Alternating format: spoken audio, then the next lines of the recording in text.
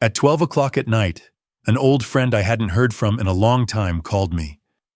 "Promise me something. No matter who shows up, don't open the door," he said, his voice trembling with fear. Before I could ask why, the line suddenly went dead. Then the pounding began. The noise continued for several minutes before it suddenly stopped.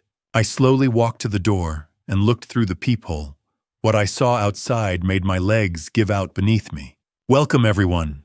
Before we continue the story, take a moment to like the video, subscribe to the channel, and comment where you're watching from. I love reading your messages. A quick note. This is a fictional story created to bring meaningful and valuable storytelling. Now let's return to that moment at midnight when the pounding on the door began. The landline rang at 2:03 a.m. A shrill, antique scream that tore through the artificial fog of my lorazepam-soaked brain. I, Warren Kendrick, a 72-year-old, who once spent my days untangling million-dollar embezzlement schemes as a forensic private investigator, now found myself struggling to even focus on the blurred numbers of my own alarm clock. The blue glow of the digital display stung my eyes, the digits swimming like minnows in a dark pond. I reached for the handset, my fingers fumbling with a tremor that had become my constant, unwelcome companion since June. In my former life, I used to find a needle in a haystack of offshore accounts, but now I can barely find my own car keys. I had spent 6 weeks blaming the slow decay of my cognitive faculties on the simple cruelty of age. My son Thane would always offer a sympathetic smile when I forgot a name or stumbled over a sentence, telling me it was just the natural course of things. "It is just age, Dad," he would say. "Everyone slows down at 72. But as I pressed the cold plastic of the phone to my ear, a primal instinct sharpened by decades of hunting human predators flickered to life in the back of my mind. You think you know your own body until it starts lying to you? Or until someone else starts rewriting its code. I had been decoding financial crimes for 40 years, and suddenly the mathematics of my own physical decline stopped adding up. The exhaustion wasn't a weary slide into sleep. It was a heavy chemical curtain being drawn across my consciousness every night after my evening coffee. The voice on the other end belonged to Garrison Price, my former partner. From a forensic life I had tried to bury 15 years ago. Now an Asheville police captain, whose tone held the jagged edge of a man who had seen the abyss. "Warren!" He barked, his voice frantic, a sharp contrast to the professional distance he had maintained since our partnership dissolved in 2010. "Warren, it is Garrison. Do not speak, just listen." I have only seconds before they realize this line is active. My heart hammered against my ribs, a rhythmic war drum that felt too large for my chest. I opened my mouth to ask him why he was calling at this ungodly hour, but he cut me off with a desperate snarl. "Listen to me, you are in danger. Do not open the door. For the love of God, no matter who it is or what you think you see, do not open that door. The person in that house with you, she isn't who you think." Garrison, that I managed to whisper, my voice thick with the remnants of the sedative. "What are you talking about?" Aria is silence. Then the click. The line wasn't dropped. It was cut. The static hiss that followed was as cold as a mountain winter, a dead frequency that signaled the end of my safety. I sat there in the darkness, the phone still pressed to my ear, paralyzed by the weight of a warning that had come 15 years too late. I looked at the bedroom door, the shadows of the Blue Ridge Mountains stretching across the floor, like long, dark fingers reaching for my bed. Then the silence was shattered. Heavy, deliberate knocks began to fall against my front door 2 floors below. These weren't the frantic taps of a neighbor in need or the polite rapping of a visitor. These were strong, rhythmic strikes that seemed to shake the very foundations of the Kendrick estate. Each thud vibrated through the floorboards, traveling up the legs of my bed and into my leaden limbs. The pounding wasn't a request for entry. It was the sound of a hammer driving nails into a coffin I wasn't ready to lie down in. I forced myself to swing my legs over the side of the bed. My limbs felt like they were filled with wet concrete, a side effect of the slow dosing protocol I was only now beginning to recognize as a weapon. I had been a fool. I had been a mathematical certainty in someone else's ledger, a variable to be removed. I gripped the mahogany banister, my knuckles white, as I began the agonizing descent toward the foyer. The house felt different tonight. The air was cloyingly sweet, thick with the scent of Arya's calming lavender candles that she insisted on lighting every evening. To anyone else, it was the smell of a peaceful home. To me, it was now the scent of a funeral parlor. "Who is there?"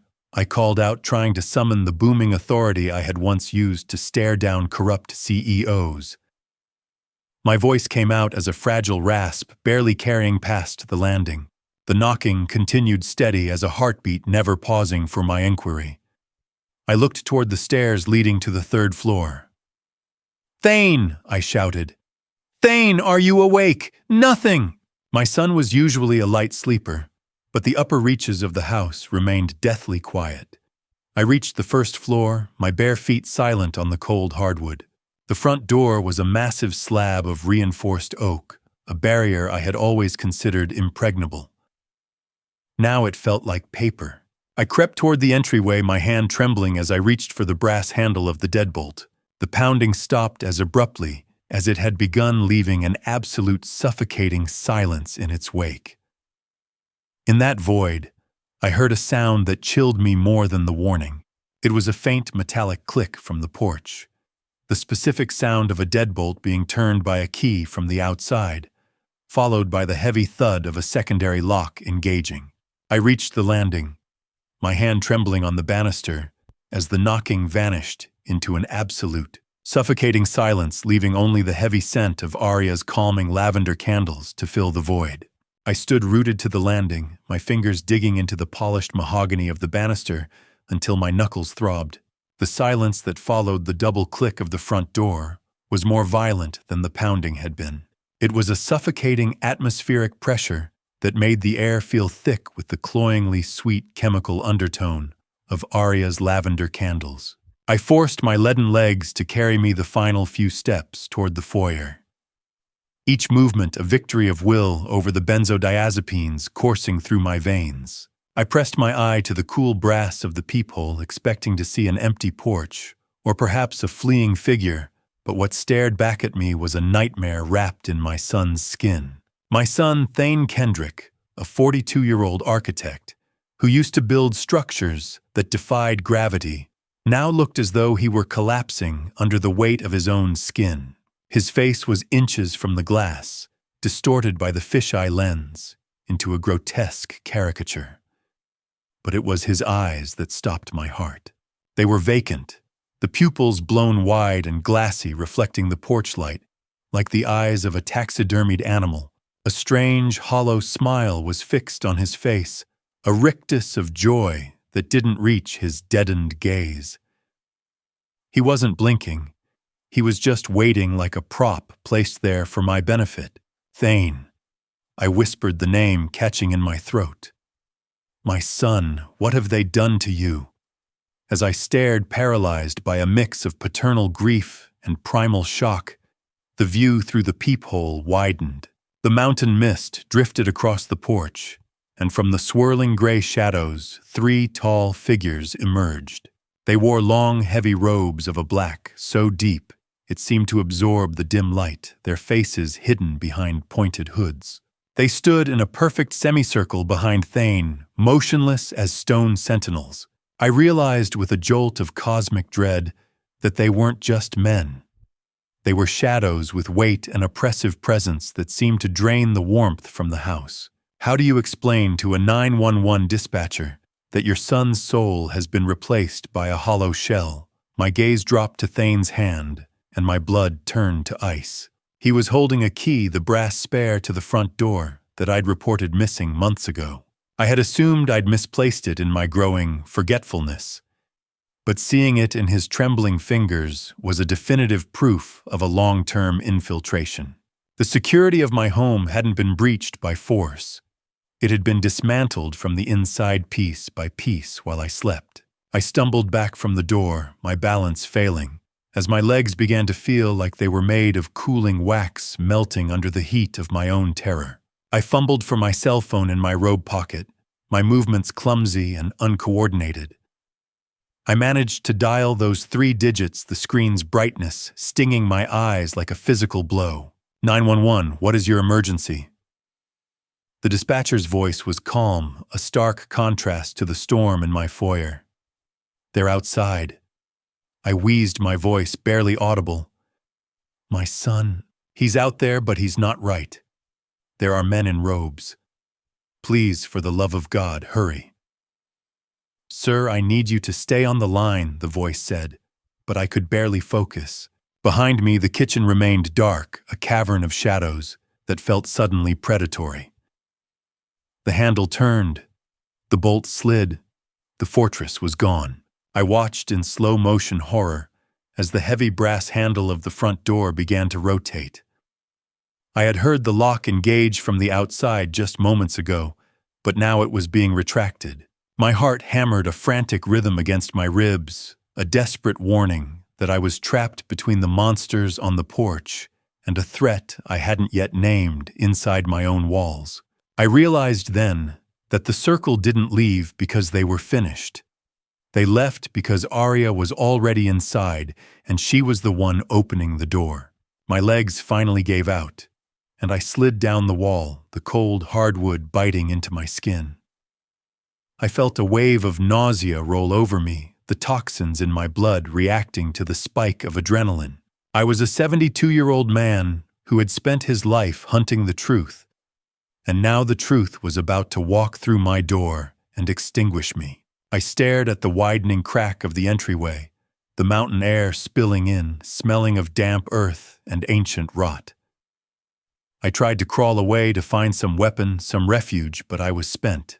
I was a variable that had been solved, a mark that had been played. The handle turned. The bolt slid. The fortress was gone.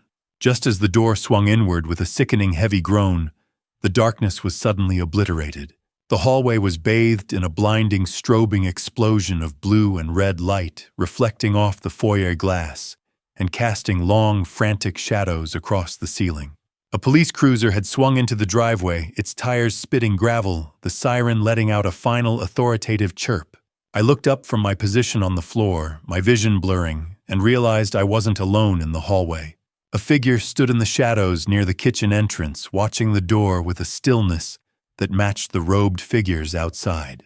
The front door swung inward with a sickening groan, but before the shadows could cross the threshold, the house was suddenly bathed in the blinding, strobing blue and red light of a police cruiser, and I realized I wasn't alone in the hallway. A flash bang of adrenaline couldn't clear the fog as 2 officers burst into my foyer, their boots thumping on the hardwood with a rhythm that mocked my own failing heart. I remained on the floor, my back pressed against the wall, as the blinding beams of their flashlights cut the darkness of the hallway into frantic, jagged pieces. The front door swung inward with a sickening groan, inviting the mountain mist to spill across the threshold like a cold, gray shroud. They were right there. I wheezed, my voice cracking, as I pointed a trembling finger toward the open porch. My son. Thane. He was standing in the center, and those men in hoods. Officer Miller. A man whose face was etched with the weary skepticism of a decade on the force, stepped out onto the porch, his hand resting on his service weapon. Officer Vance followed his flashlight, sweeping across the damp mulch of the flower beds and the stone walkway.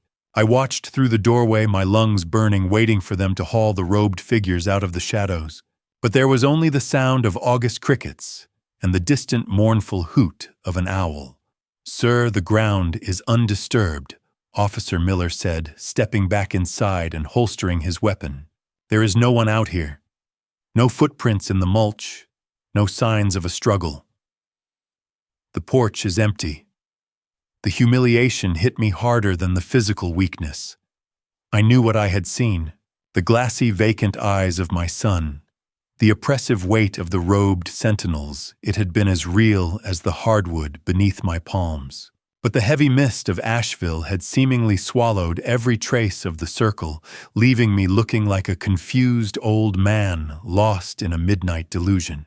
How do you fight a shadow when even the light of a police flashlight refuses to reveal it? As I struggled to find the words to defend my sanity, a soft, familiar rustle came from the kitchen hallway. Aria Redmond, 36, stood by the stove with the poise of the hedge fund analyst she claimed to be her smile, as perfectly polished as the silver tray she used to serve my daily poison. She was draped in a silk robe, her hair artfully disheveled to suggest she had just been jolted from a deep sleep. She rushed toward me, her face a masterpiece of flawlessly rehearsed concern. "Oh, Warren," she cried gently, taking my hand and kneeling beside me. "Officers, I am so sorry. Dad hasn't been himself since the summer heat started. He's had these episodes lately, confusing dreams for reality." I looked at her, my skin crawling at the touch of her cool, manicured fingers. She whispered to the officers about my unfortunate cognitive decline, her voice dripping with artificial sweetness. I reached for a rebuttal, but the benzodiazepines choose that moment to surge, making my tongue feel like a heavy, useless piece of felt. "Warren, honey, you're safe now," she cooed, her eyes locking onto mine. "It was just a dream. Go back to sleep." I caught it then, a split-second lapse in her performance. As she adjusted her robe, I noticed a single damp leaf from a mountain laurel stuck to the silk hem near her ankle.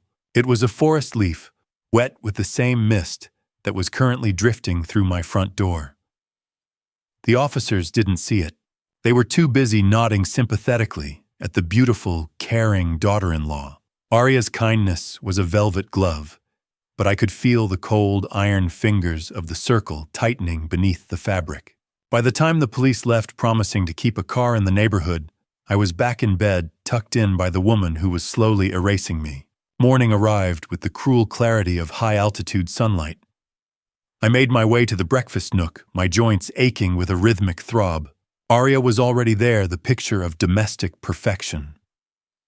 "Drink up, Warren," she said, placing a steaming mug of my favorite dark roast in front of me. "You need to keep your strength up for Owen. He's been asking about his grandpa." I took a cautious sip, and the world suddenly narrowed to the tip of my tongue. There was a sharp, acrid, metallic taste, a copper tang that burned the back of my throat like a battery terminal. It wasn't just the coffee. As I pulled the mug away, I felt a familiar, warm saltiness in my mouth. I ran my tongue along my gum line and tasted blood. It was a specific, terrifying side effect I had read about in fraud cases involving heavy metal or chemical saturation. My own body was beginning to leak from the inside out. Trust your tongue, they say. But what do you do when the very thing meant to sustain you tastes like your own execution? Aria was watching me from the doorway, her hands folded neatly in front of her. For a brief, terrifying second, the mask slipped. The caring analyst vanished, replaced by a predator measuring the distance to its prey. "It tastes different today, Aria," I said, my voice steadier than I felt. She didn't blink. "It's a new blend, Warren. High in antioxidants. It's supposed to help with the fog." She smiled, a cold, clinical curve of the lips that didn't reach her eyes. I realized then that I wasn't just being drugged. I was being marinated.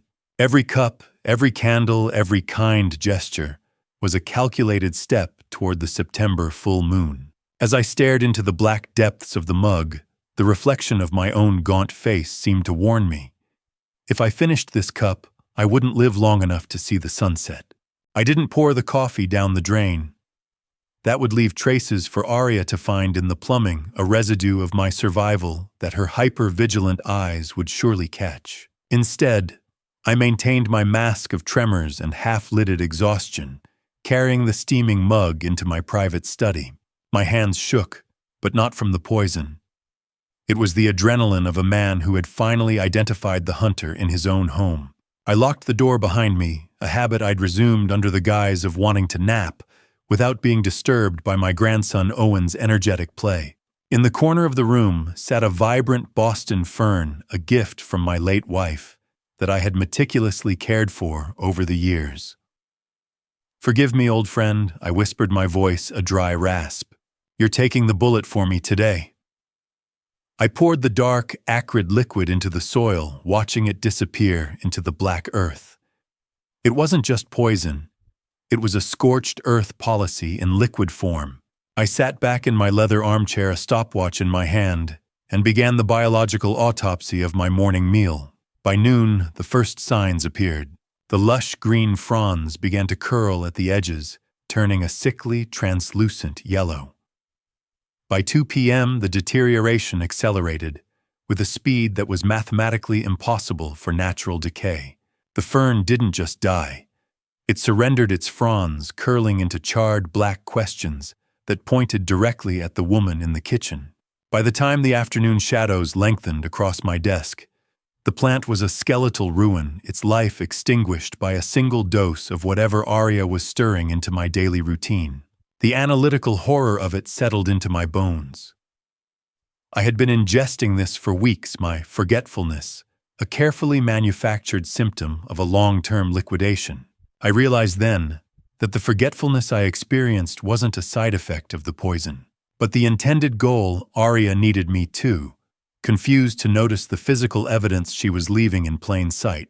If I couldn't trust my own memory, how could I trust my suspicion that she was a wolf in my parlor? Fueled by the fern's death, I returned to my bedroom. I needed to know if the coffee was the only delivery system. I began to investigate my surroundings with the systematic precision of my PI days.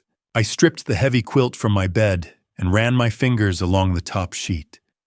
There was a strange, waxy residue, odorless, but leaving a tacky, synthetic film on my skin. I held my fingers to the light, seeing the faint, iridescent sheen. They haven't just been drugging my drink. They've been marinating me. Every breath I took in this room was a step closer to the grave. I moved toward the nightstand, where Arya kept a rotating supply of calming lavender candles. I scraped a sliver of the wax into a plastic sandwich bag I'd hidden in my robe. It didn't smell like flowers.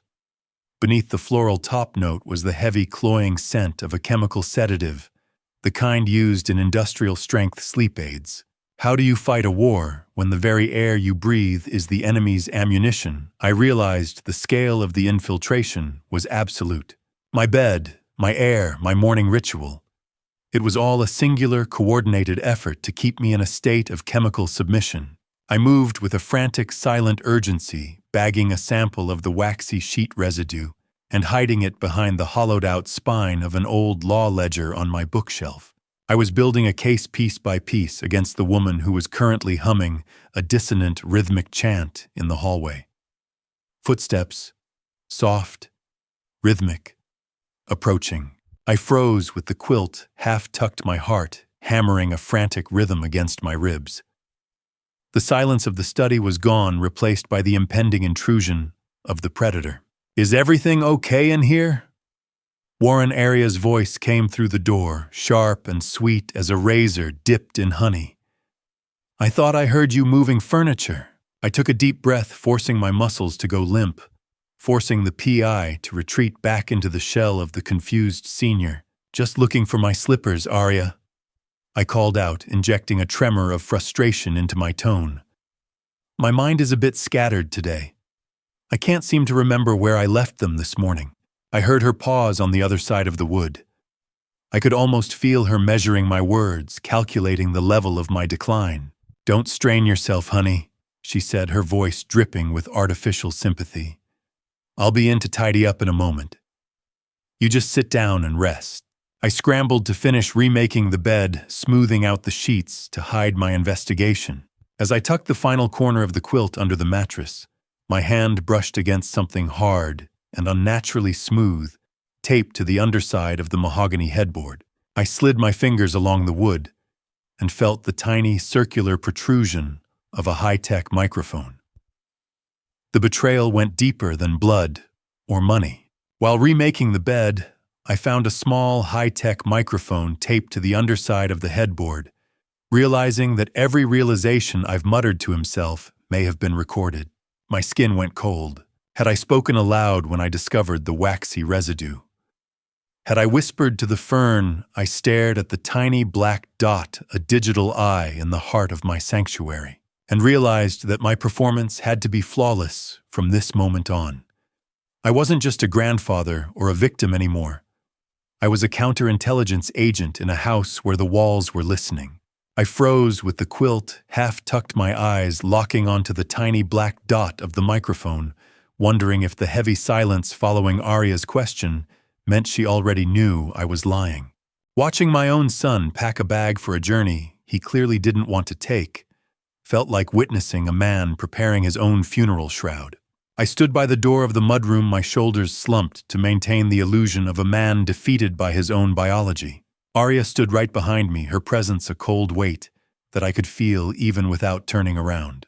She had entered the room moments after my discovery of the microphone, but instead of the confrontation, I feared she had offered a chillingly sweet explanation. "Oh, Warren, that little device is just a fall detection monitor I installed for your safety," she had said, her voice like silk over a blade. "I didn't want to worry you with the details." She was gaslighting my discovery into an act of love, and I had been forced to nod and thank her with a trembling hand. Now I watched Thane Kendrick, my 42-year-old son, stuffing a waterproof jacket into his duffel with hands that wouldn't stop shaking. "Thane, you've always hated the woods," I said, injecting a note of paternal concern into my voice. "You used to say the silence of the forest was too loud. Why this camping trip now?" He didn't look at me. He couldn't. His eyes darted to the corner of the room, anywhere but my face.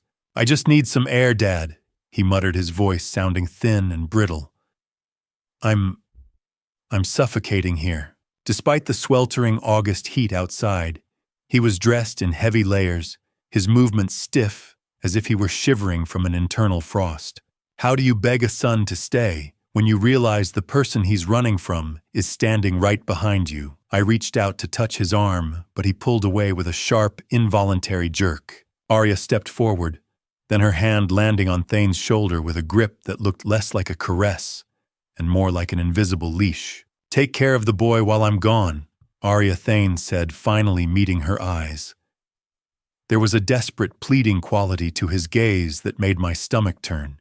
"I'll take care of everyone, Thane," she replied, her smile never reaching her cold, calculating eyes. "Don't worry about a thing. Go find your peace." I followed them out to the driveway, leaning heavily on the doorframe, as the SUV pulled away, disappearing into the thick mountain mist. The SUV vanished. The silence returned. The cage was locked. Arya didn't even look at me as she turned back toward the house. Her mask dropped the instant the taillights were out of sight, replaced by a look of pure clinical efficiency. She immediately began moving through the living room, sanitizing the space, straightening cushions I hadn't touched, wiping down surfaces with a bleach-heavy solution that stung my nostrils. It was as if she were erasing any trace of Thane's presence, or perhaps preparing the stage for the next act. I retreated to my room, the heavy scent of her lavender candles now a physical threat in the air. Time seemed to stretch and warp under the influence of the toxins in my blood. I drifted into a shallow, uneasy sleep, only to be jolted awake at midnight by a sound that bypassed my logic and struck straight at my soul. A blood-curdling scream erupted from Owen's bedroom across the hall. I scrambled out of bed, my joints screaming in protest as I rushed to his side. I found my 6-year-old grandson, Owen Kendrick, sitting bolt upright in his bed, his small face pale and slick with a cold, clammy sweat. He was hyperventilating, his tiny hand pointing frantically at the dark window. "The Star People, Grandpa." He wailed, his voice a jagged glass shard, cutting through the heavy, lavender-scented lies of the house. They were tapping on the glass. "They have stars on their hands. They said it's almost time." I pulled him into my arms, feeling the frantic hummingbird beat of his heart against my chest. "Shh, Owen. I'm here. I won't let the stars touch you," I whispered, though my own heart was racing with a protective rage. He buried his face in my neck, sobbing about figures in hoods who carried a heavy stone and whispered in the dark. My mind flashed back to the robed sentinels I'd seen through the peephole. This wasn't a nightmare. Owen was witnessing the preparations for the ninth offering. I gently pulled back the sleeve of his pajamas to wipe his face, and that's when the world tilted on its axis. On the soft, pale skin of his inner wrist was a tiny temporary tattoo of a seven-pointed star. It was the same symbol from the cult files Garrison had described, a mark of ownership placed there by Arya while the boy slept. Owen's scream was a jagged glass shard cutting through the heavy lavender-scented lies of the house. I realized then that the wolves weren't just at the door, they were already marking the lambs. My son was a coward, my daughter-in-law was a monster, and my grandson was a variable they had already solved. I held Owen tighter, my eyes locking on the dark window where he claimed to have seen the star people. I wasn't just a grandfather anymore. I was a man with a target on his chest and a child in his arms, and I realized I had exactly until the full moon to find the weapon that would break this circle once and for all. I pulled back the sleeve of Owen's pajamas and felt the world tilt as I stared at the ink-black star on his skin, realizing the wolves weren't just at the door, they were already marking the lambs. The innocence of a child's drawing is usually a sanctuary, but in Owen's hands, the black crayon had become a tool for documenting a murder plot. I sat on the edge of my grandson's bed, my eyes burning as I stared at the seven-pointed mark on his wrist. The boy was breathing heavily now, the terror of the star people still vibrating through his small frame. I had spent my career looking for the smoking gun in balance sheets and tax havens, but the most damning piece of evidence I'd ever found was currently tucked under a 6-year-old's mattress. Owen reached down and pulled a hidden sketchbook from the gap between his slats and the box spring. He flipped through the pages with a clinical detachment that made my stomach turn. "This is the secret game, Grandpa," he whispered, his voice small and fragile. "Mommy says you need your special coffee so you won't be scared when the friends come to play." He stopped on a page that looked like a blueprint for an execution. It was a circle of elongated hooded figures standing around a central stone slab. On that slab, a crude stick figure lay with its arms spread wide. "That's you in the middle, Grandpa. You're the king of the hill." A stone slab, a curved knife. My grandson's art shouldn't look like an autopsy report. My mind flashed back to the basement, the heavy rhythmic thudding I'd heard weeks ago that Arya had dismissed as plumbing repairs. I realized now they were installing the altar. "Owen," I said, forcing my voice to remain low and steady despite the roar of blood in my ears. "Did Daddy help Mommy with the stone?" The boy nodded, his eyes wide and honest. "Daddy helped carry it. He was crying, but Mommy told him it would make us rich. She said the stars would bring us all the money in the world, so we could move to the big house with the gold gates." The nauseating clarity of it hit me like a physical blow. Thane hadn't just stood by. He had been the muscle for the cult's logistics. What is the price of a father's life in the currency of a son's greed? I felt a cold, crystalline rage replacing the initial shock. I wasn't just a grandfather in that moment. I was a hunter who had finally found the scent of the wolf. I reached into my robe and pulled out my smartphone, the blue light reflecting off Owen's pale face. I began to photograph every page of that sketchbook, the shutter sound muffled by the heavy mountain wind outside. Owen watched me, his head tilted.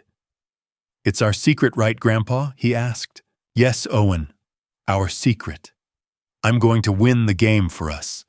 I promised, my heart breaking even as my resolve hardened into iron. As I scrolled through the images, I saw a drawing of 3 men without their hoods. Owen had drawn them with specific details. One had a gold watch with a green face, another had a very high forehead, and a voice like a growling bear. I recognized those descriptions. They were local prominent figures from the Asheville Country Club men I had shared scotch with years ago. The circle wasn't just a fringe group of fanatics. It was a parasitic network woven into the very fabric of the city's elite. I realized the men in hoods Owen described had voices I recognized, implying the cult had deep roots I hadn't even begun to untangle. This wasn't just a family betrayal. It was a professional liquidation by a coordinated cell. I carefully replaced the sketchbook under the mattress and tucked the covers around Owen's chin. His breathing began to even out, the exhaustion of the night finally claiming him. I stayed there for a long time, watching the rise and fall of his chest, knowing that the man he called Daddy had authorized the very sedation that made these nightmares possible. Daddy told me not to worry, Owen had said. He said the coffee makes you happy. I stood up, my joints no longer feeling like lead, but like coiled springs. The poison was still there, but the truth was a powerful antagonist. I stepped back into the hallway. The floorboards didn't just creak. They seemed to groan under the weight of the photos now sitting in my pocket. Proof that my own blood had signed my death warrant for a few pieces of gold. I moved toward the stairs, my eyes scanning the darkness for the infrared glow of the microphones I now knew were there. I had to get to the basement. I had to find the forged power of attorney that Arya was using to dismantle my estate. If Thane was the muscle and Arya was the brain, then the circle was the belly, and it was currently trying to digest my life's work. I reached the landing and paused, listening for the sound of Arya's breathing or the rustle of her silk robe. The house was a theater of shadows, and I was the lead actor who had finally read the ending of the script. I wasn't going to let the curtain fall on the ninth offering, not while I still had a breath in my lungs and a child to protect. I looked at the basement door, a dark, rectangular void at the end of the hall.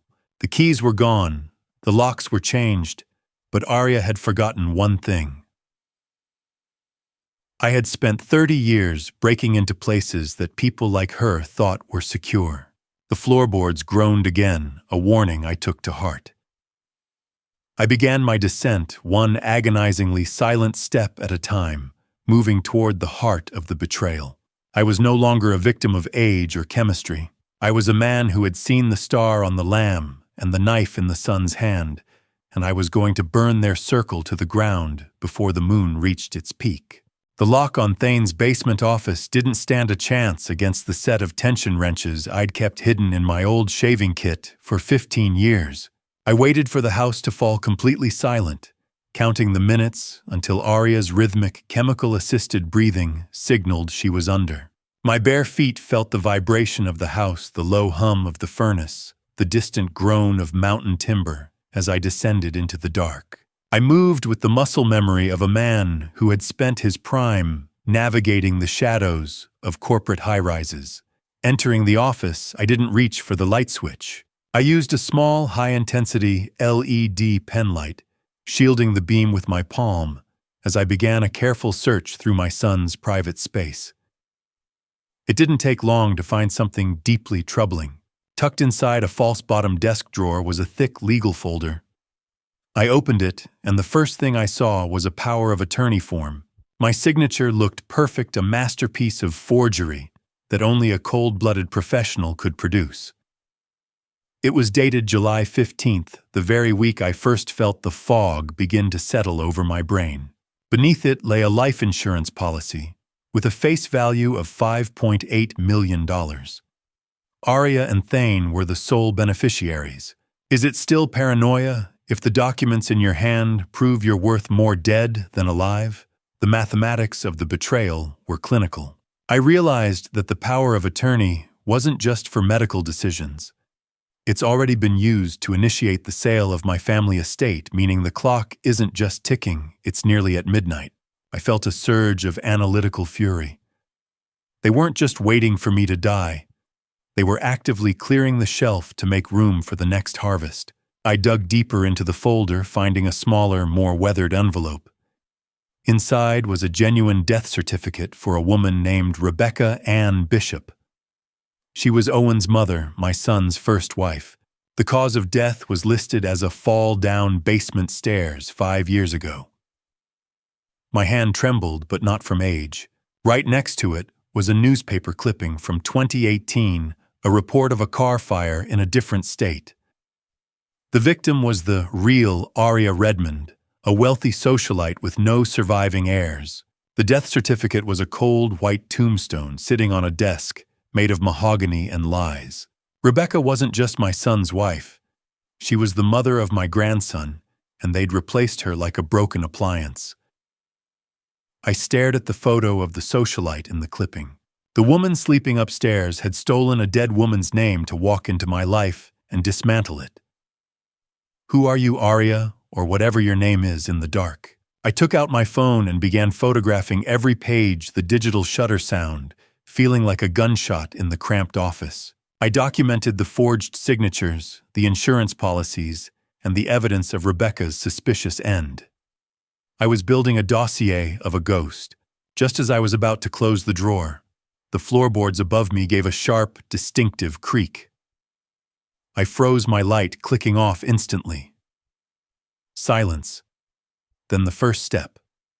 Then the second. It was the unmistakable click-clack of Aria's heels moving toward the basement door. She wasn't supposed to be awake.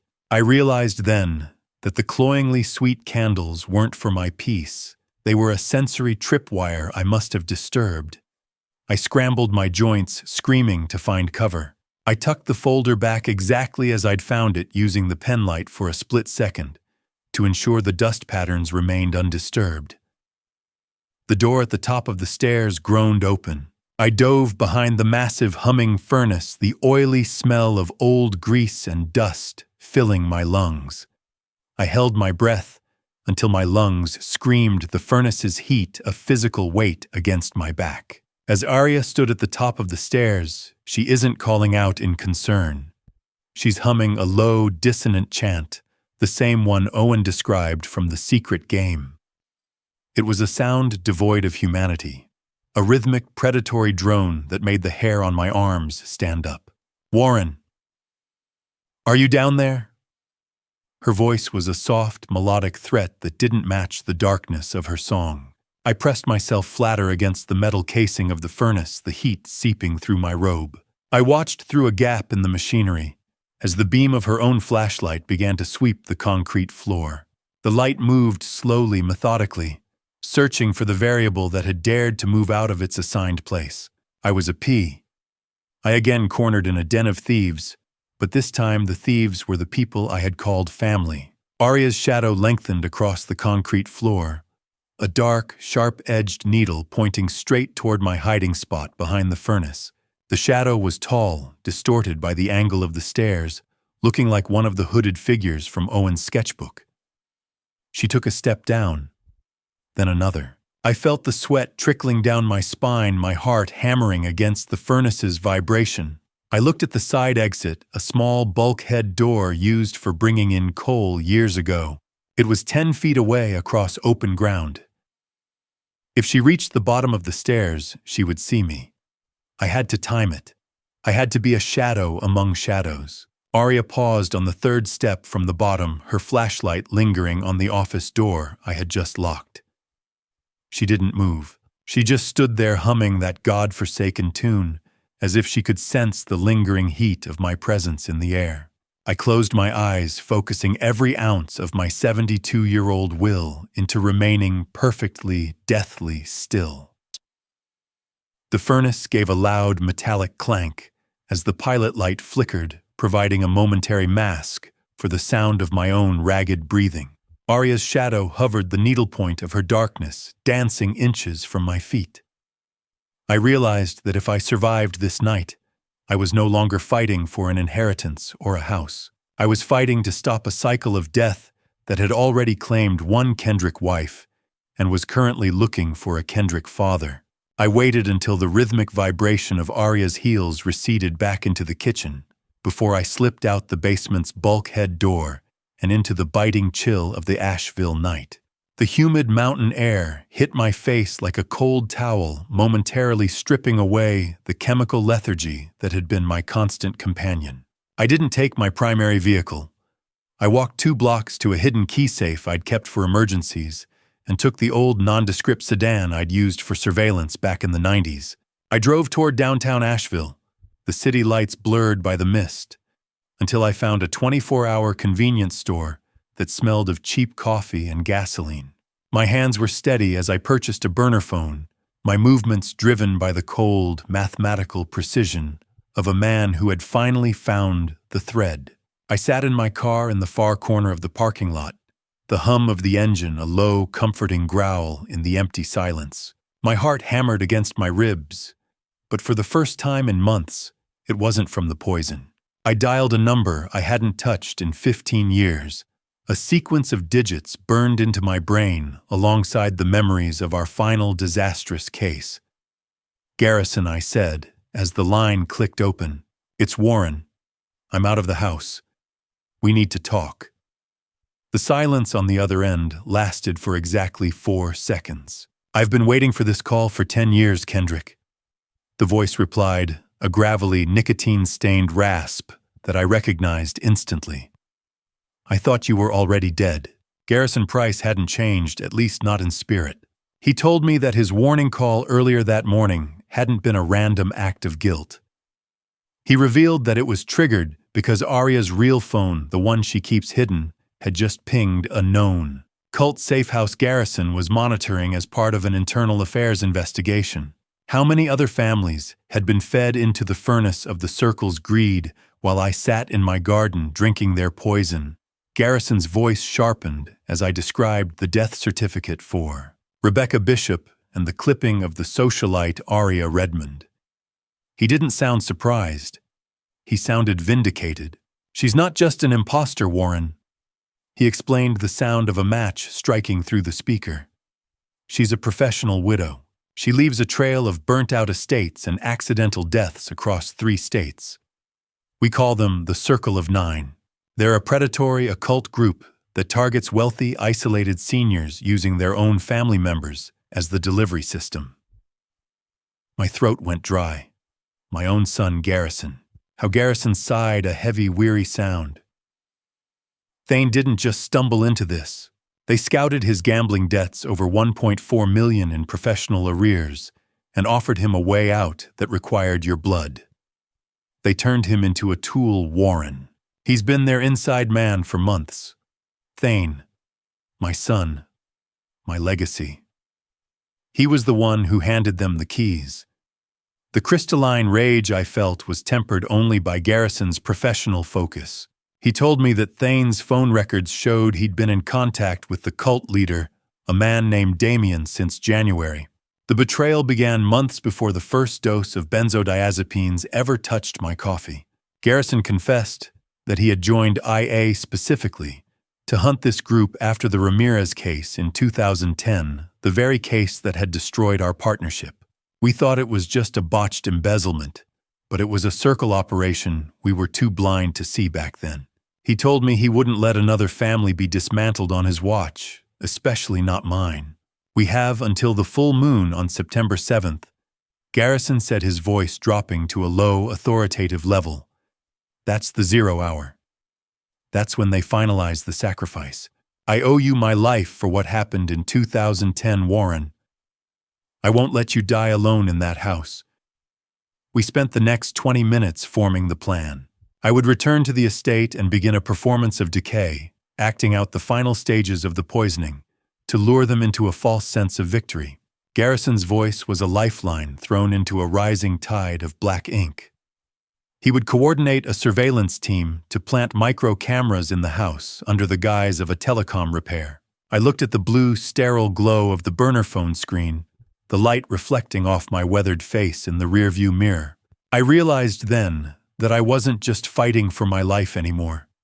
I was fighting to salvage whatever was left of my son's soul, if any piece of it remained beneath the debt and the lies. The biting, humid chill of the night air seemed to seep through the car windows as Garrison delivered his final instructions. "Do not deviate from the script, Warren. If they suspect you know they won't wait for the 7th. They'll finish you tonight." I hung up the phone and looked at my trembling hands in the dashboard light. The hum of the car engine felt like a countdown. I had to go back into the mouth of the wolf, but this time I wasn't going in as a victim. I was the architect of my own survival. I drove back toward the mountains, the city lights fading behind me, like a life I was no longer permitted to live. As I pulled back into my neighborhood, the Kendrick estate looked like a tomb in the moonlight, its windows dark and unreadable. I parked the old sedan blocks away and walked back through the forest, my bare feet silent on the pine needles.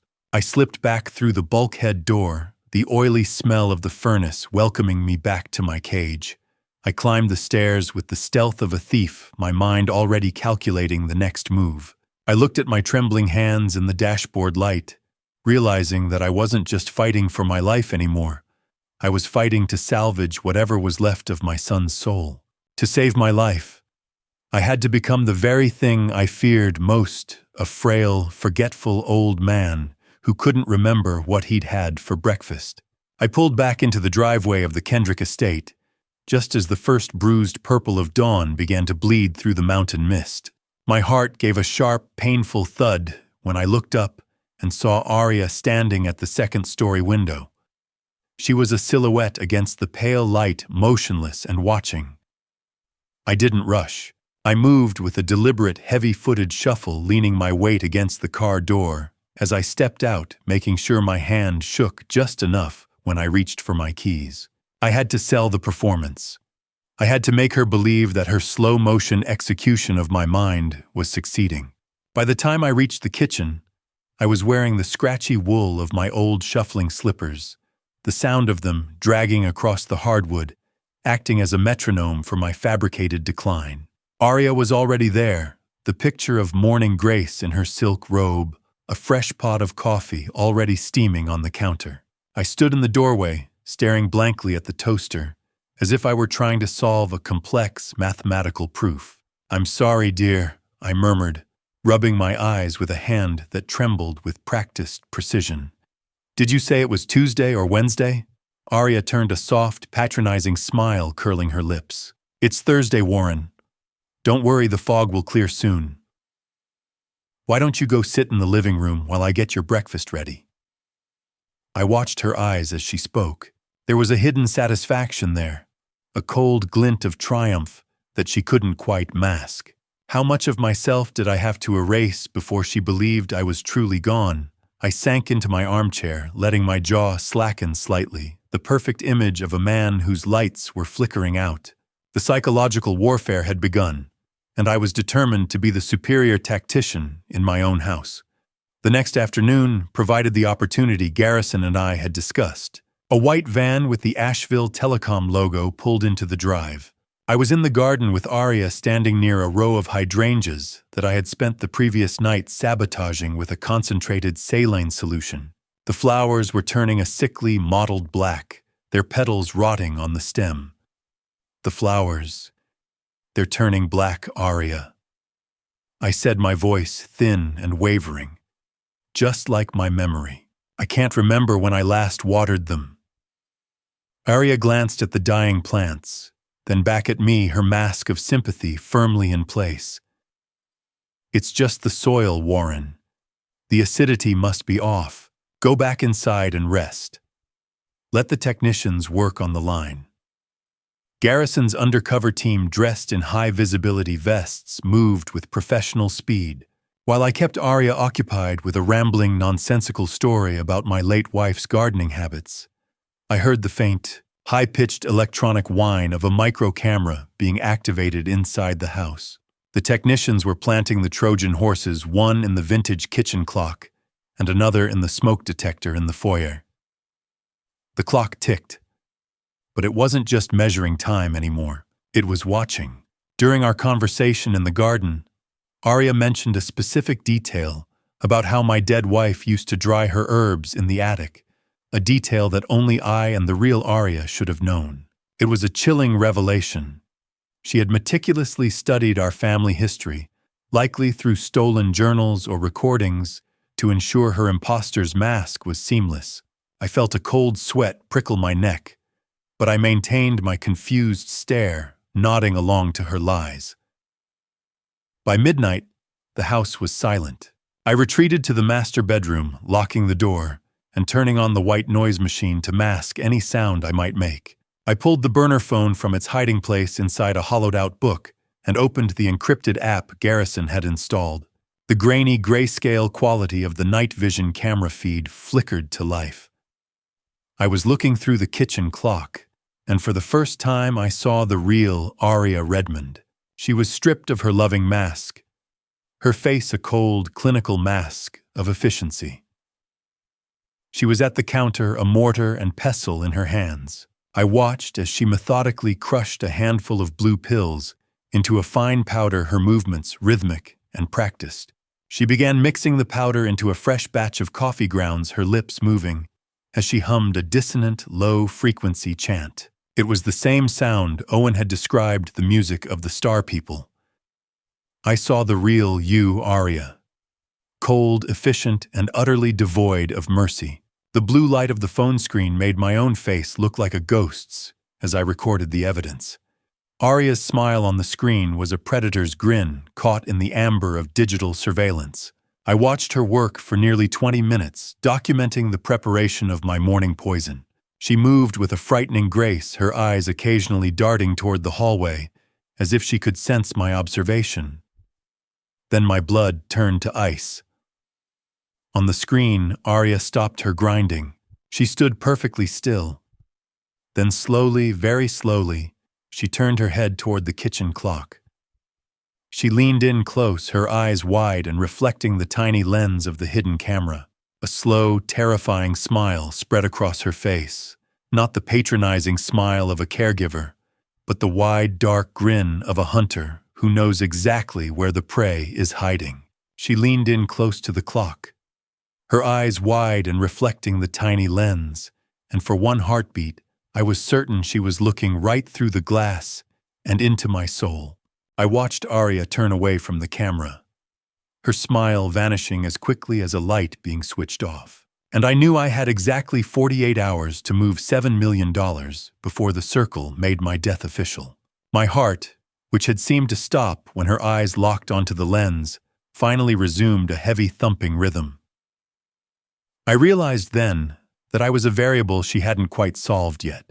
She suspected the house was bugged, but she didn't know for certain, and in that gap of uncertainty lay my only chance for a counterstrike. I forced myself to wait until the house settled into its morning routine. Aria was preoccupied with Owen's school preparations, her voice a soft, melodic contrast to the predatory intent I had witnessed on the screen.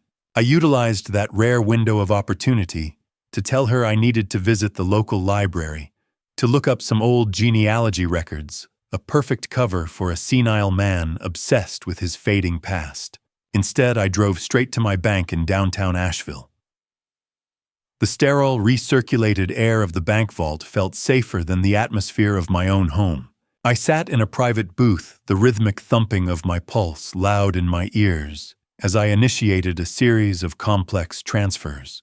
I moved the $5.8 million insurance payout and my personal savings, nearly $7 million in total, into an irrevocable trust for my grandson. I want this trust locked. I told the bank manager, my voice cold and absolute. No one touches it until Owen is 25, not even me. I left exactly enough in the original accounts to keep the balance looking normal to a casual observer, a thin veneer of wealth to keep the parasites fed, while I hollowed out the core. Have you ever felt the physical weight of a $7 million lie sitting in your pocket? The receipt for the transfer felt heavier than lead as I tucked it into my inner pocket. The paper I left behind was just a ghost of a fortune, a mathematical echo of a life they thought they had already conquered. Tactical satisfaction warmed me for the first time in months. I was no longer just the prey. I was the one setting the trap. Returning to the house required every ounce of my PI training to maintain the mask of a man losing his grip. I spent the afternoon in the basement, taking advantage of Thane's absence and Aria's gardening. I opened the safe. I had accessed nights before the dry, dusty smell of the interior hitting me as I pulled out the original asset documentation. I had spent the previous night preparing high-quality duplicates using my old forgery kits from my investigator days to create falsified values.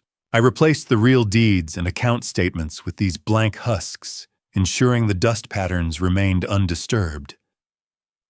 "It's a shell game, Thane," I whispered to the empty room. "And you were always the easiest mark." My signature on these new forms was a forgery of my own life, a perfect imitation of a dying man's hand. The bank transfer was a digital scalpel, cutting the tether between my family's future and the parasites in the living room. I realized then that Arya was picking at empty husks, dreaming of a harvest that no longer existed. But the victory was short-lived. Later that evening, while scanning the secure satellite phone traffic through the hidden cameras, I found a new folder of recorded audio. I retreated to my master bedroom, the scratch of my fountain pen on a transcription notebook, the only sound in the room. The high-pitched metallic hiss of the voice recording filled my ears, as Arya confirmed the ritual details with the cult leader Damien. "The vessel is ready," Arya's voice said, stripped of its warmth. "The bloodline is compliant. 0 hour is confirmed for the full moon on September 7th at Jagged Gorge." I felt a surge of existential dread. $7 million will cleanse a lot of sins, won't it, Damien? The voice on the other end, deep and resonant, chilled me to the bone. He didn't just want the money. Damien revealed that the Circle believed my past as a fraud investigator made my cleansing more spiritually valuable because I had once hunted the truth. I was being scheduled for execution with the clinical indifference of a dental appointment. 0 hour, September 7th.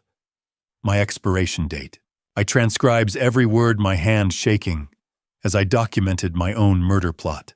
The reality of the Circle's reach became even more terrifying as I unearthed a series of stolen credentials Arya had been using. She hadn't just been drugging me.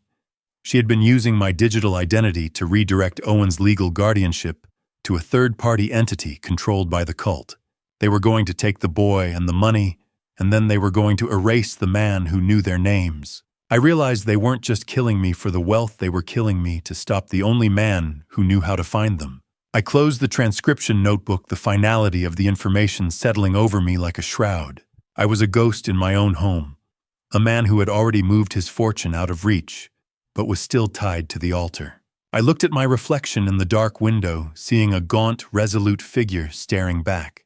The performance of my life was about to enter its final act, and the stakes were no longer just my survival. I had to become the very thing they feared, a hunter who knew the truth. I closed the transcription notebook, my fingers trembling as the final realization hit me. They weren't just killing me for the wealth, they were killing me to stop the only man who knew how to find them. To get the truth out of my veins, I first had to convince Arya that I was dying right in front of her. The preparation had been as meticulous as a surgical strike. For 3 days, I had been surreptitiously disposing of the antioxidant coffee she provided, replacing it with weak decaf I'd hidden in my study. Yet I allowed the physical tremors to worsen in my public performance. I needed her to believe the saturation point had been reached. On the morning of August 22nd, I sat in the breakfast nook, the cold porcelain feel of the plate against my cheek already mapped out in my mind. I watched Arya Redmond across the table, her poise perfect, her eyes tracing the slight artificial rattle of my fork against the ceramic. I chose my moment when she reached for the marmalade. I let out a sharp, choked gasp, my hand fling to my chest in a spasmodic clutch. I made sure to knock my orange juice over the glass, shattering a chaotic punctuation mark to my collapse. I slumped forward, my face hitting the edge of the plate with a dull thud. Through half-closed eyes, I watched her. For 3 seconds, she didn't move. I saw a flash of pure cold annoyance cross her face, the look of a woman whose morning schedule had been inconvenienced by a faulty piece of machinery. I realized then that I had been a mathematical certainty to her, and my early expiration was a variable she hadn't accounted for. She waited. 1 minute. 2. I stayed perfectly still, shallowing my breath until my lungs burned. Finally, I heard her chair scrape back. She didn't check my pulse. She checked the time. It was only after a full 4 minutes of silence that she picked up the phone, her voice instantly transforming into the high-pitched, frantic vibrato of a terrified caregiver. "Warren. Oh God, Warren, stay with me!" she shrieked for the benefit of the recorded 911 line. I felt her hands on my chest, performing a frantic, useless version of CPR.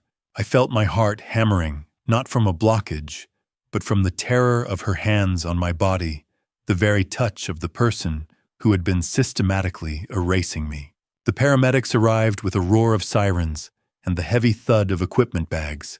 I remained limp, a passenger in my own staged tragedy, as they loaded me into the ambulance. Arya insisted on riding in the back, her face a mask of tearful devotion that would have fooled any jury in the state.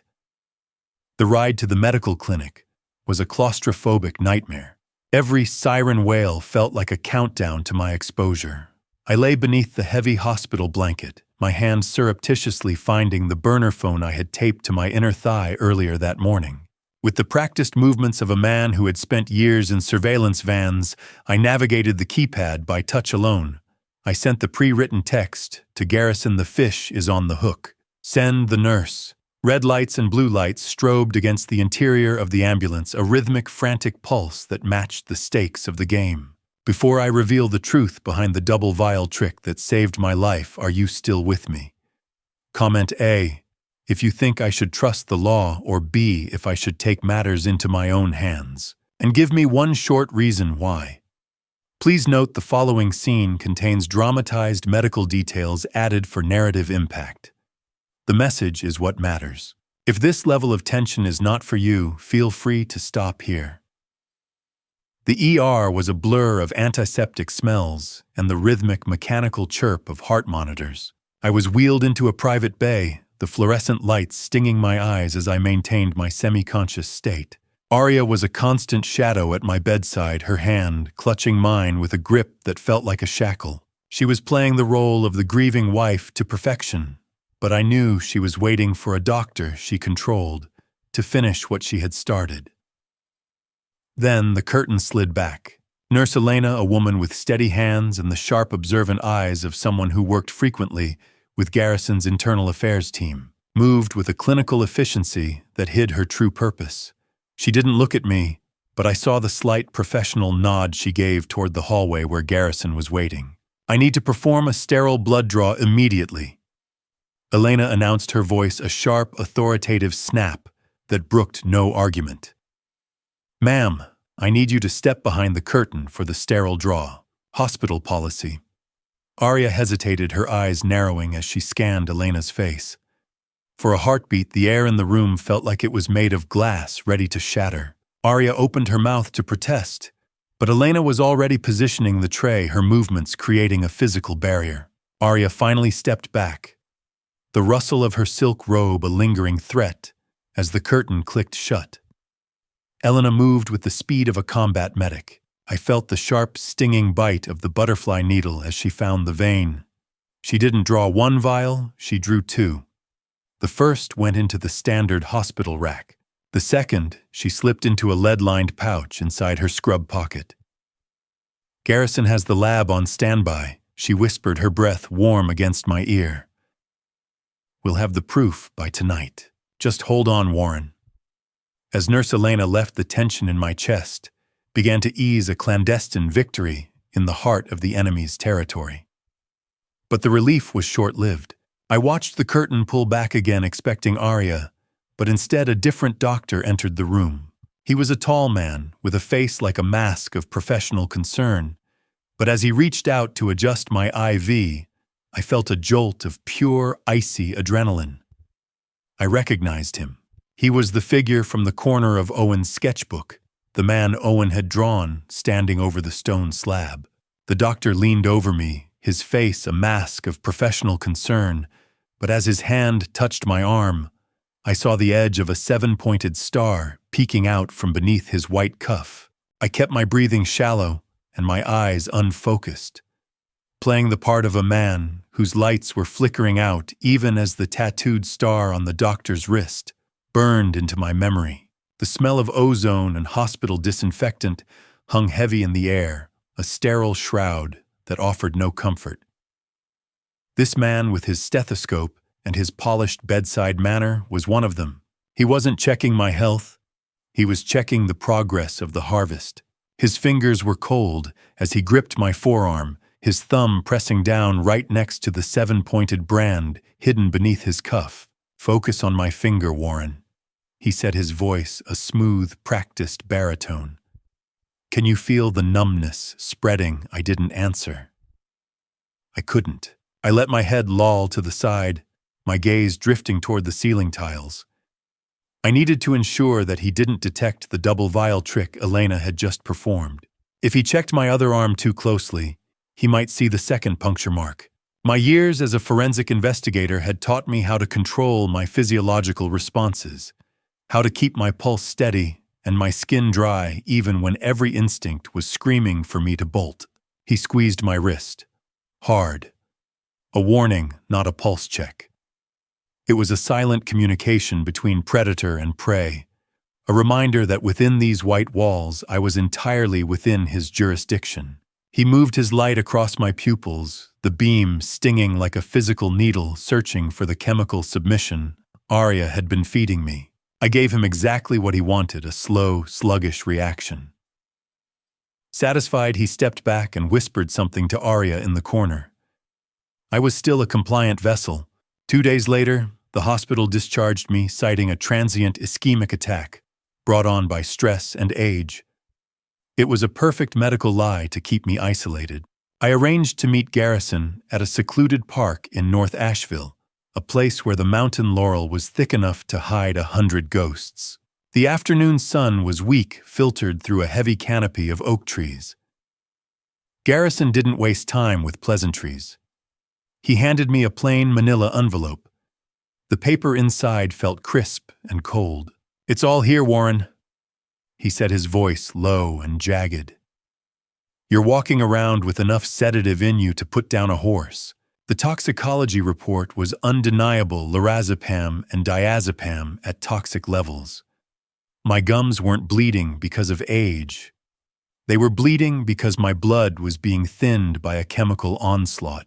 How do you breathe normally when you're holding the proof of your own slow-motion murder in a manila envelope? I looked at the numbers on the page, the chemical names laid out in a precise, lethal list. "Blood doesn't lie, Garrison," I whispered. "But it doesn't stand up in a corrupt court either." Garrison nodded, his jaw tight. He revealed that Elena, the nurse who had helped me, had gone missing the previous night. Her apartment was empty.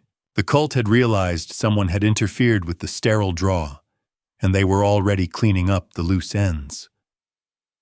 "We need a caught-in-the-act moment, Warren. The Circle has local judges in their pocket. If we move now on just this report, they'll have it suppressed. You have to go back." I took the manila envelope and tucked it into my inner coat pocket, the weight of it feeling like a shield. I returned to the estate, the performance of decay, now fueled by a cold, genuine terror. On September 1st, the final phase of their legal theft arrived. Arya entered the living room, followed by a man she introduced as her family lawyer. I recognized him the moment he spoke. It was Damien, the voice from the satellite recording. Damien, the cult leader masquerading as a high-priced estate lawyer, carried a gaunt, skeletal elegance and a deep voice that felt like it resonated from the bottom of a well. He sat across from me, his presence in my living room like a serpent coiled on my favorite armchair, smelling of expensive cologne and ancient rot. He placed a stack of papers on the mahogany coffee table, the final property transfer documents that would strip me of everything I hadn't already moved into Owen's trust. "It's just a standard signature," Warren, Arya said, her hand resting on my shoulder. Her touch felt like a lead weight. "Just for the insurance adjustment." Damien leaned forward, unscrewing the cap of an antique fountain pen. The black ink inside looked like a pool of obsidian. "You think you're in control until the pen touches the paper. Then you realize you're just the ink." I looked at the lines where my name was supposed to go. My hand was shaking, and for once I didn't have to fake it. I could feel the pressure of their combined gazes, a suffocating force intended to crush my resistance. I reached for the pen, my fingers fumbling. I looked at Damien, seeing the predatory hunger behind his lawyer's mask. I waited until the very tip of the nib touched the white paper. Then I let out a sharp, guttural groan and pitched forward. I didn't just fall. I made sure my arms swept across the table with a violent jerk. My sleeve caught the open inkwell, sending it flying. I watched the black ink bleed across the forged contract, a beautiful mess that bought me another night of life. The viscous stain spread across the documents, obscuring the signature lines. I collapsed onto the floor, the cold hardwood biting into my cheek. Arya shrieked in frustration. I felt the cold floor against my cheek, the ink staining my hands like the very sins Arya was trying to harvest. I lay there, eyes rolled back, listening to them scramble. Damien's voice lost its polished baritone, turning into a vicious snarl. "Clean this up," he snapped at Arya. "We don't have time for another medical delay. The full moon is in 6 days." As he turned to leave, he paused at the threshold. I remained perfectly still. Damien looked back at my unconscious form with a gaze so predatory, I felt the hair on my neck rise. He didn't care about the ink anymore. He was already thinking about the blood. Then he leaned down and muttered something to Arya in a dissonant, rhythmic chant that seemed to vibrate in the floorboards. It wasn't about the money anymore. The legal documents were only a secondary plan. The 9th offering was the primary goal. Damien paused at the threshold, looking back at my unconscious form with a gaze so predatory, I felt the hair on my neck rise. He didn't care about the ink. He was already thinking about the blood. The silver service was polished to a mirror finish, but all I could see in the reflection was a family of ghosts sitting down to a meal of lies. The dining room of the Kendrick estate had been transformed into a theater of the macabre for this final formal family dinner on September 3rd. Arya had spent the afternoon draping the room in heavy velvet and lighting thick, unscented candles that cast flickering orange shadows against the oak-paneled walls. I sat at the head of the table, maintaining my posture of chemical defeat, while Thane sat opposite me looking skeletal and refusing to meet my eye. He had returned from his camping trip, a broken man, his skin sallow and his fingers twitching with a rhythmic, nervous energy. Arya moved with the grace of a high priestess, her silk robe rustling like dry leaves as she poured a deep, ruby-colored wine into our crystal goblets. To family, she set her voice, a melodic contrast to the predatory intent I knew lived behind her eyes, and to the peace that comes when the work is finally done. She claimed it was a heart-strengthening vintage from a local valley, but I knew the scent of her alchemy by now. Beneath the heavy metallic fruit of the wine was the faint, acrid tang of a paralytic. How do you swallow the wine when you know the toast is for your own funeral? I lifted the glass to my lips, my hand shaking with practiced precision. "Thane, you're shaking," I said, my voice thin and wavering. "Is the mountain air too thin for you?" My son flinched as if I'd struck him. He looked at his own glass, then at Arya, then finally at the floor. "Don't look at me like that, Dad," he whispered, his voice sounding like it was being squeezed from a dry sponge. "Just drink your wine. It's for the best." I watched him searching for a single spark of the boy I used to take fishing at Lake Julian, but I only found a man who had sold his soul for a ledger. He was a prisoner of the circle's debt, caught in a vice of guilt and fear that had flattened his humanity. Arya had stepped into the kitchen to retrieve the main course, leaving us in a heavy, suffocating silence. I looked at Thane, pouring every ounce of my true self into a single, piercing stare. I wanted him to see that I was still there. Still his father, still a man who would have forgiven anything but the betrayal of his own blood. But he remained catatonic, his gaze locked on the silver fork in front of him. The glass touched my lips. Cold. Final. A liquid deadbolt.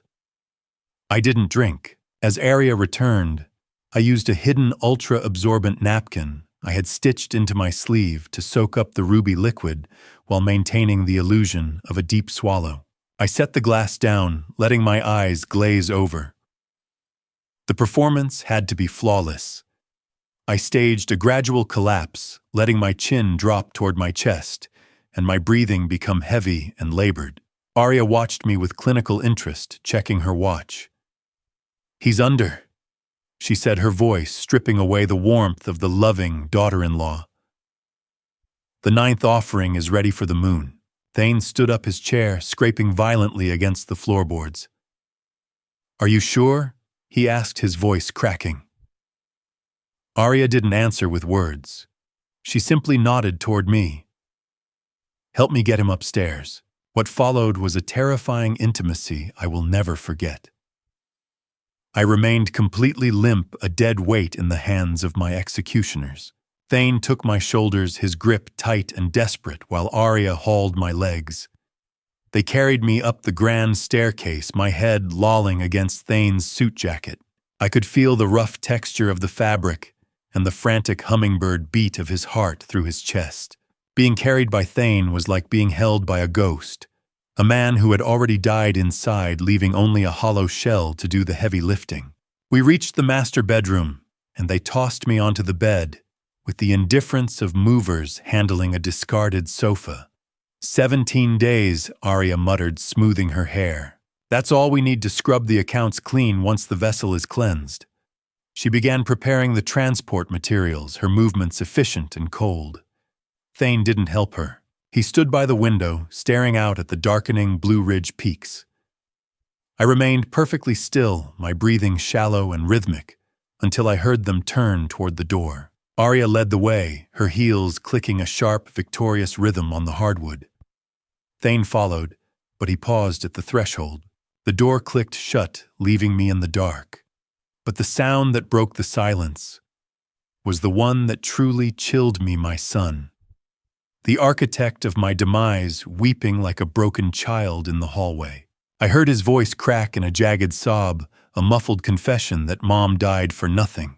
It was the final confirmation of the first murder, a confession whispered to a closed door that he thought I could no longer hear. I lay there in the darkness, my heart hammering against my ribs with a renewed, icy purpose. The confirmation of Rebecca's murder didn't break me. It forged me into something harder than the stone they intended to lay me on. I had heard enough. The time for performance was nearly over, and the time for the counterstrike was at hand. I waited for the house to fall into its final predatory silence, knowing that the SUV would be arriving in 3 hours to take me to the gorge. My son was a shell, my daughter-in-law was a demon, and I was the ghost who was about to haunt them both. I lay perfectly still, listening to the rhythmic, agonizing sound of Thane's grief, realizing that the man in the hallway was already in a hell of his own making. Arya didn't speak when she returned. She simply grabbed my ankles and hauled my limp body toward the edge of the bed, like a side of beef destined for the cellar. I remained a prisoner of my own performance, forcing every muscle to remain slack, even as the rough movement threatened to jar my eyes open. I felt the shift in air pressure as she dragged me toward the door, my head lolling against the hardwood as we moved onto the landing. Thane was there, his breathing a series of wet, panicked hitches. I was carried downstairs, my back scraping against the carpet, before being hoisted up one last time. They tossed me into the back of the SUV, my face pressed against the cold, pebbled leather of the rear bench. I remained perfectly still, using the forensic breathing techniques I'd practiced for decades to regulate my heart rate, keeping it slow and thready. I heard Arya whispering into a burner phone, her voice a sharp, rhythmic hiss. "The 9 are in position," she said. "We're moving the vessel now. Keep the perimeter clear." Thane climbed into the driver's seat, the vehicle rocking under his weight. He was trembling so violently I could feel the vibration through the seat cushion. He started the engine, and as we pulled out of the gravel driveway, I realized this was the final cargo of my life's work, a body they intended to trade for a clean ledger. The SUV turned onto the winding mountain roads, the darkness outside absolute. How do you keep your breathing rhythmic when your own son is describing how he traded your life for a cleared ledger? During the winding drive up the Pisgah slopes, Thane finally began to unravel. He started talking to my unconscious form, his voice a jagged, sobbing wreck. "I'm so sorry, Dad." He choked out his words, punctuated by the rhythmic thumping of tires over deep forest ruts. "I thought I could fix it. I thought if I just let them have the house, they'd leave us alone. But Arya," she showed me the video. He let out a sound of pure, repulsive pity. He admitted he knew Arya had pushed Rebecca down the stairs 5 years ago. He had watched the footage. She took a blackmail insurance policy she'd held over him since the day Owen's mother died. He'd accepted the insurance money to cover his professional gambling debts, making him a physical accessory to the murder of his own wife. Confession is for the living. Tonight, I was the walking dead. I lay there absorbing the chilling confirmation of his cowardice. He wasn't just a victim. He was a silent partner in a 5-year-old grave. Arya didn't even try to comfort him. "Shut up, Thane," she snapped, her voice cutting through his grief like a scalpel. "He can't hear you, and the dead don't grant absolutions. Just keep your hands on the wheel. If you shake, we go off the cliff before the moon is even high enough." She casually mentioned that once I was cleansed, Owen would be sent to a special school in Europe, a cult indoctrination center designed to breed the next generation of the Circle. The revelation that they were planning to harvest my grandson's mind next sent a surge of adrenaline through me that was nearly impossible to hide. The SUV was a moving coffin, and the sound of the tires on the gravel was the first shovelful of dirt. We turned onto a narrow, unpaved logging road, the branches of the forest clawing at the windows like skeletal fingers. The SUV groaned as it climbed the final steep incline toward the ridge. My heart hammered against my ribs, a copper taste of adrenaline flooding my tongue. I knew we were reaching the end of the line. Through the rear window, I saw the first flickers of orange torchlight reflecting off the trees. The Circle was already gathered at the edge of the world. Thane stopped the vehicle at the cliff's edge overlooking Jagged Gorge. The sudden ringing silence after the engine died was more terrifying than the noise had been. I felt the cold, biting wind whistling through a cracked window, carrying the faint, metallic scent of ozone and pine needles. "Dad, please, I'm so sorry," Thane whispered one last time, his forehead resting against the steering wheel. "Move him," Arya commanded. "The time is now." I felt the door open, the humid mountain air rushing in to replace the smell of stale sweat and leather. I focused every ounce of my 72-year-old will into remaining limp, into being the vessel they expected. But beneath the surface, the hunter was fully awake. I was no longer just a father or a victim. I was an investigator who had finally gathered all the evidence he needed for a conviction. The only question now was whether I would live long enough to deliver the verdict. Thane and Arya grabbed my arms, dragging me out of the SUV. My heels dug into the dirt, the loose shale sliding beneath me as they hauled me toward the center of the clearing. I saw the robed figures, then 9 shadows standing in a semicircle around a massive flat stone slab. The torchlight made their distorted shadows dance against the trees, creating a theater of ancient predatory geometry. Thane turned the engine off, and in the sudden ringing silence, I heard the first low, guttural note of the chant rising from the darkness outside, a sound that meant the time for acting was officially over. The vibration of the chant felt like it was coming from the earth itself, a dissonant, low-frequency hum that signaled the start of the 0 hour. I closed my eyes for one final heartbeat, preparing my body for the explosive counterstrike I had been rehearsing in the dark of my bedroom. The performance was finished. The 9th offering was on the altar, but the wolves were about to find out that the lamb had been sharpening its teeth. The frost-covered ground of Jagged Gorge bit into my heels as they dragged me toward the stone slab. My body a carefully maintained lie of paralysis, while my heart beat with the precision of a detonator. I allowed my head to loll back. My eyes slitted just enough to take in the nightmare unfolding in the clearing. The air was thick with the scent of pine needles and the acrid smoke of 9 torches, their orange flames licking the dark mountain sky. 9 robed figures stood in a wide semicircle, their hoods pointed and faces lost in shadow, looking exactly like the sketches Owen had hidden beneath his mattress. Thane and Arya hauled me to the center, their breathing heavy in the thin air. With a final unceremonious grunt, they hoisted me onto the flat, freezing surface of the stone altar.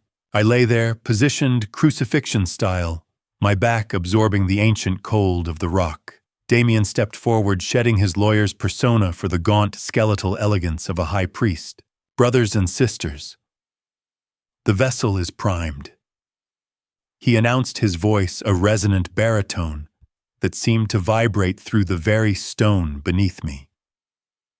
$7 million to fund the sacred work. Through blood, we prosper. Through death, we live.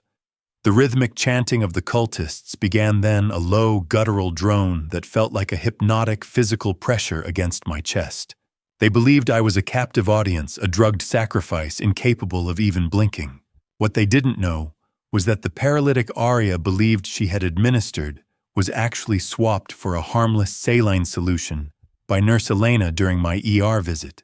I had been at 100% physical capacity for days, waiting for this exact convergence of monsters. I observed them through the haze of my performance, counting their numbers and mapping their exits. The knife, the moon, the end. Or so they thought.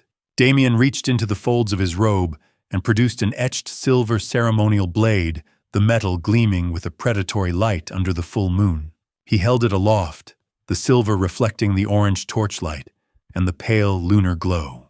Thane was forced to his knees at the edge of the altar, his face a mask of catatonic shock. His eyes vacant and wet with tears he didn't have the strength to wipe away. "Watch Bloodline," Damien hissed, leaning over me. "This is the price of your survival." "Forgive me, Dad." Thane whispered a broken, barely audible sound that vanished into the roar of the chant. Damien began the final incantation, his voice rising in volume and intensity.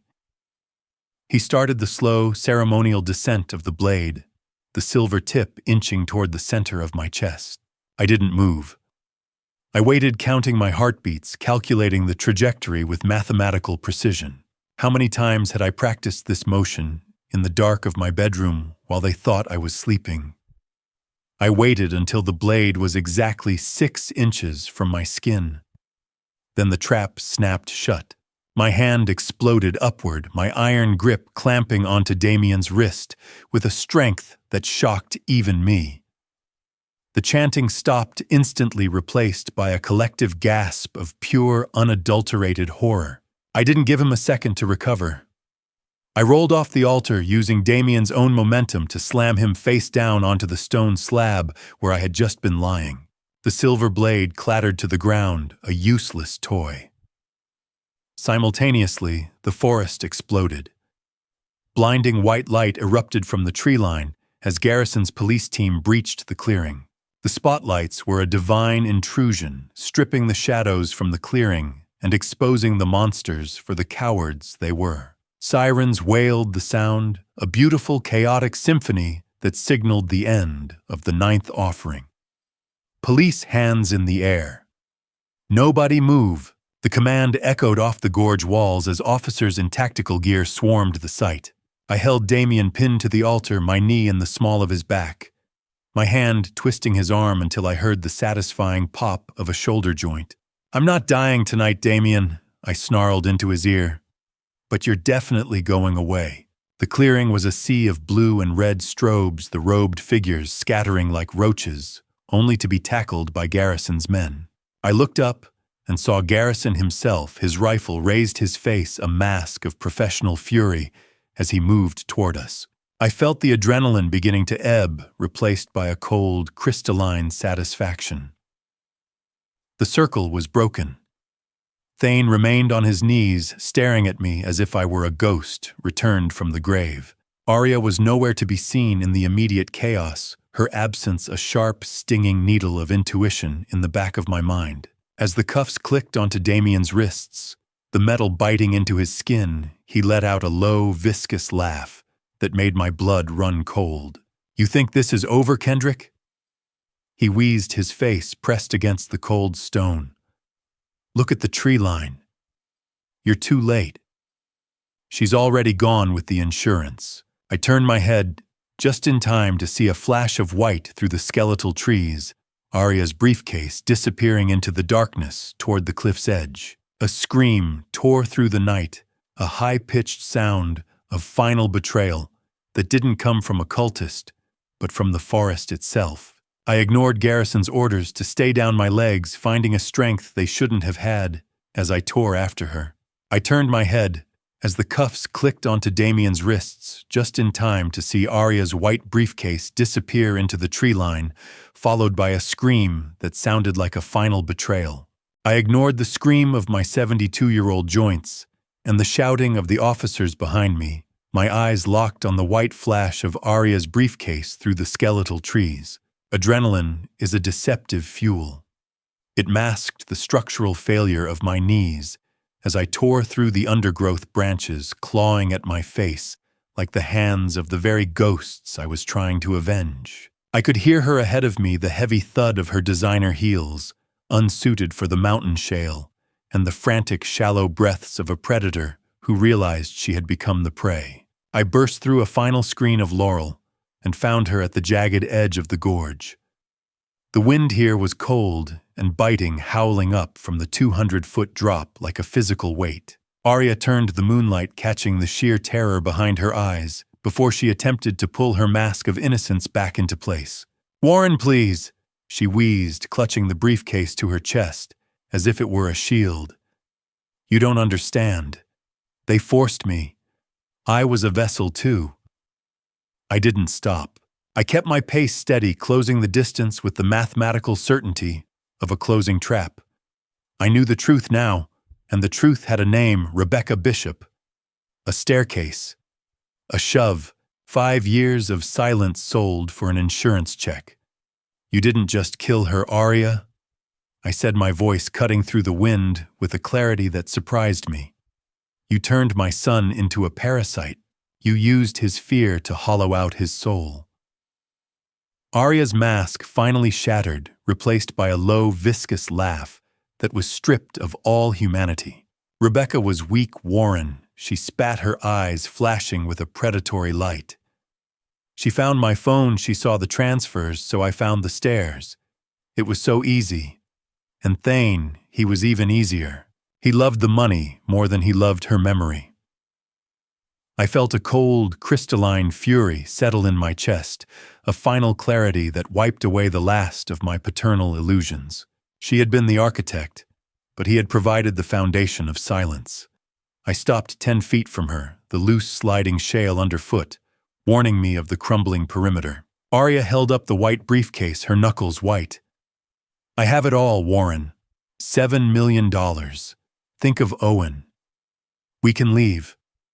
I can give you the accounts. We can tell them it was all Damien. Just let me walk away, and the boy is set for life." I looked at the briefcase and then back at her. "Open it, Arya," I said, my voice devoid of emotion. "See what a lifetime of murder is actually worth." She frowned, her fingers fumbling with the metallic snap of the latches. The sound was sharp, a final click in the darkness. She flung the lid open, expecting the green and white promise of a new life. But the mountain wind immediately caught the contents. Hundreds of sheets of blank printer paper swirled into the air, dancing like white moths against the black void of the gorge. "You useless old man," she screamed, her voice a jagged glass shard. "Where is it? Where is the money?" I watched the paper fall into the abyss, a silent snowfall of worthlessness. How is a soul weighed against a briefcase full of blank paper? I realized then that the bank transfer I'd executed weeks ago was the only thing that had truly mattered. The real funds were moved to an irrevocable trust for Owen before you even touched the coffee grounds, Arya. And as for Thane's debts, I used your forged power of attorney to pay off the cult's front companies directly. I bankrupted your local operation with your own stolen authority. You've been killing me for a hollow box. The humiliation seemed to hit her harder than the threat of prison. In a fit of animalistic rage, Arya lunged at me, her fingers curled into claws. I stepped aside, my investigator's instincts guiding my movement, but the crumbling edge of the gorge gave way beneath her. She overbalanced, a strangled cry escaping her as she slid toward the drop. I moved without thinking, my hand shooting out to catch her wrist. I felt the frantic, clawing grip of her fingernails on my skin as she dangled over the 200-foot drop. Her life was literally in my hands, a heavy, desperate weight pulling at my shoulder. For a heartbeat, I looked into her terrified eyes and saw the abyss. I realized that letting go would be so easy. It would be the final logical conclusion to this equation of death. But letting go would make me part of her world. It would mean the circle had finally won by turning me into a reflection of themselves. Her screams were the only thing filling the void of the gorge, a hollow sound for a hollow woman. I groaned as I hauled her upward, my last ounce of strength fueled by a moral restoration I hadn't felt in years. I dragged her back onto the solid earth, away from the sliding shale, just as the first blue and red strobes of Garrison's team began to cut through the trees. "I'm not like you," I whispered, my breath ragged. "I don't decide who lives and who dies." Garrison Price burst into the clearing, his weapon drawn, but he lowered it when he saw us. He moved quickly, the metallic sharp click of the handcuffs echoing the finality of the night. "Cuff her, Garrison," I said, stepping back and letting the adrenaline finally begin its slow, painful retreat.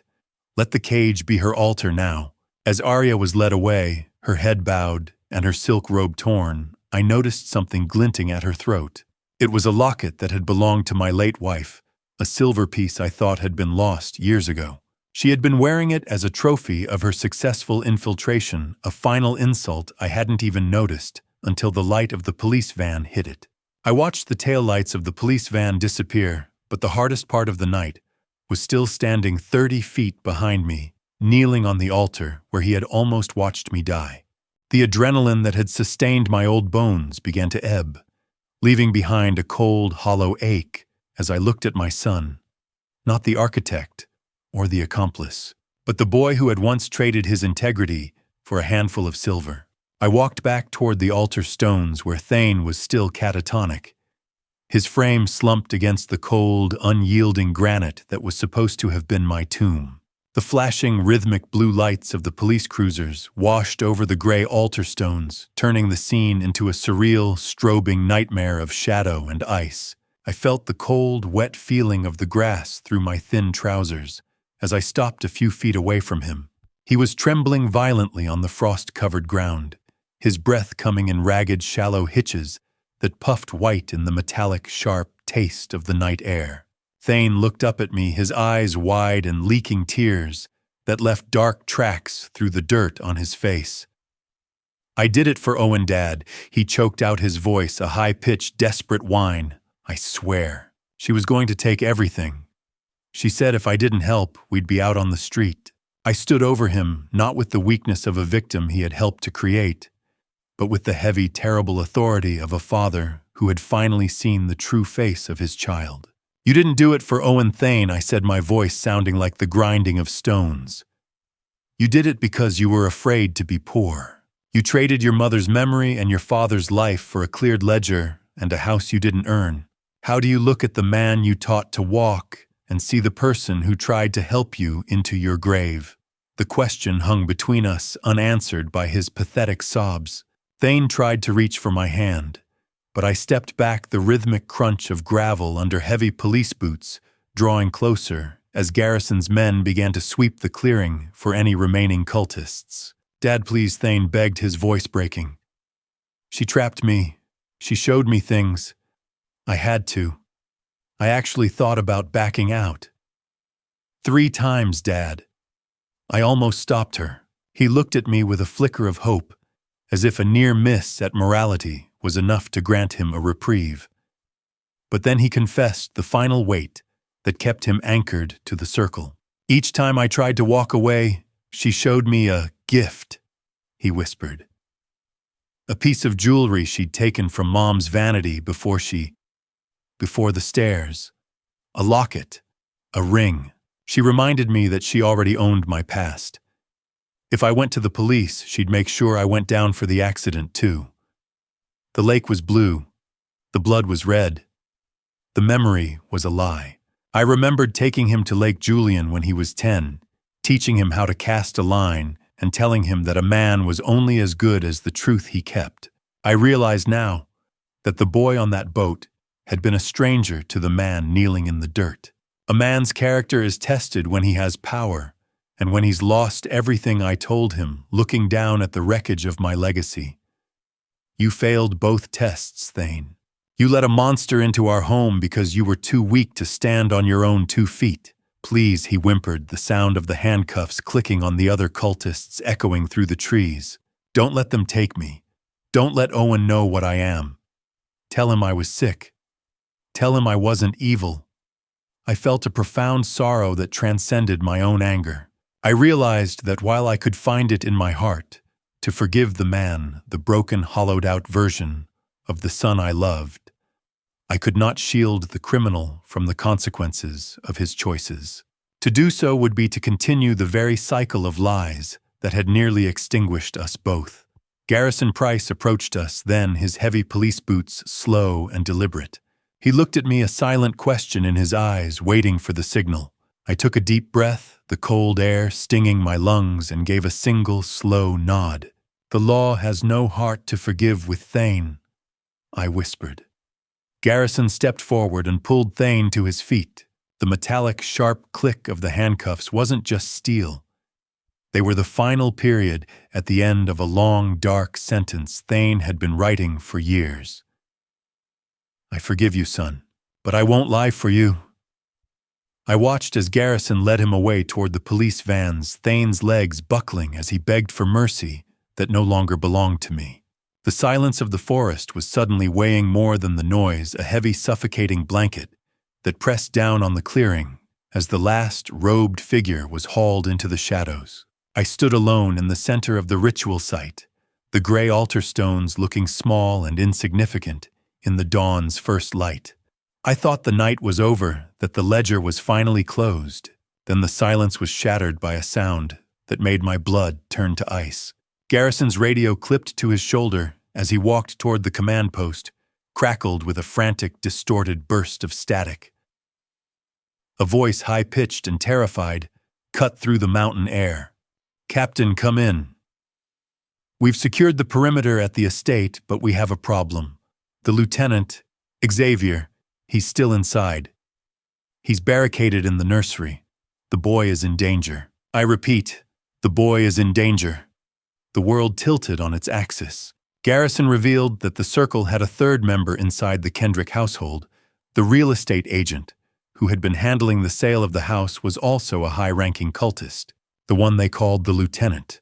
I stood alone in the clearing as the last van door slammed shut, the silence of the forest suddenly weighing more than the noise, when Garrison's radio crackled with a frantic update from the house.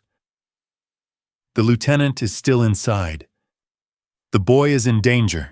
Garrison's tires screamed against the asphalt of Orchard Heights Drive as we fishtailed into my driveway, the house sitting like a dark, jagged tooth against the pre-dawn sky. I didn't wait for the vehicle to reach a full stop before I was out the door, the physical exhaustion of the night replaced by a cold, sharpened clarity. The front door was ajar, a silent invitation into a house that had been my sanctuary, and then my cage. I burst into the foyer, Garrison right behind me with his weapon drawn, but the sounds of struggle weren't coming from the master suite. They were coming from the kitchen. I rounded the corner and skidded to a halt on the tile.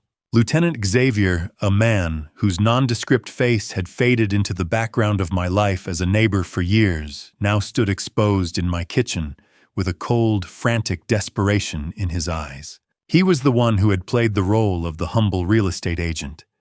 And now I saw the predator beneath the suit.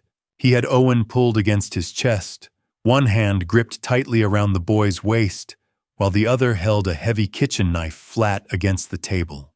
"Get away from my grandson, Xavier," I snarled, my voice steady despite the roar of blood in my ears. The game is over. Damien is in cuffs. Arya is gone. There is nowhere left for you to go. Xavier's eyes darted between me and Garrison, the sweat beads on his forehead, catching the overhead light. One move, Kendrick, and the bloodline ends here, he wheezed. I saw the tremor in his hand. He was a cornered animal far more dangerous than the cold professionals I'd outsmarted at the gorge. I looked at Owen, whose small face was pale but determined. I knew you'd come, Grandpa, he cried, his voice small but certain. I told him you were the king. I needed a distraction, a single window of opportunity where the mathematical certainty of the strike outweighed the risk. I began to stagger, letting my knees buckle as I fell into the persona of the frail, poisoned old man one last time. My shoulder hit the doorframe, and I let out a wheezing, pathetic gasp. One move, one breath. The boy lived, or the boy died. As Xavier instinctively looked down at my collapsing form, Garrison fired a non-lethal round that caught the refrigerator, the loud clang shattering Xavier's focus. In that heartbeat, I lunged with a strength that defied my 72 years, my fingers locking around Xavier's wrist and twisting it away from the table. Garrison was on him in seconds, a blur of blue and black tactical gear that slammed the cultist into the cabinets. Owen tore himself free and leaped into my arms, his sticky, frantic grip around my neck, the only thing keeping me upright. I held him so tight, I could feel his heartbeat slowing to match mine, a protective triumph that washed away the last of the night's terror. 1 week later, the house felt like a hollow shell. I stood in the foyer with a real estate agent, a legitimate one this time, watching as the for sale sign was hammered into the front lawn with a heavy metallic thud. The house, once a family legacy, was now just a collection of poisoned memories and hollow hallways that I needed to excise from my life forever. Sell it as is, I told the agent, my voice devoid of sentiment. I don't want a single stick of furniture coming with us. I want it stripped to the floorboards.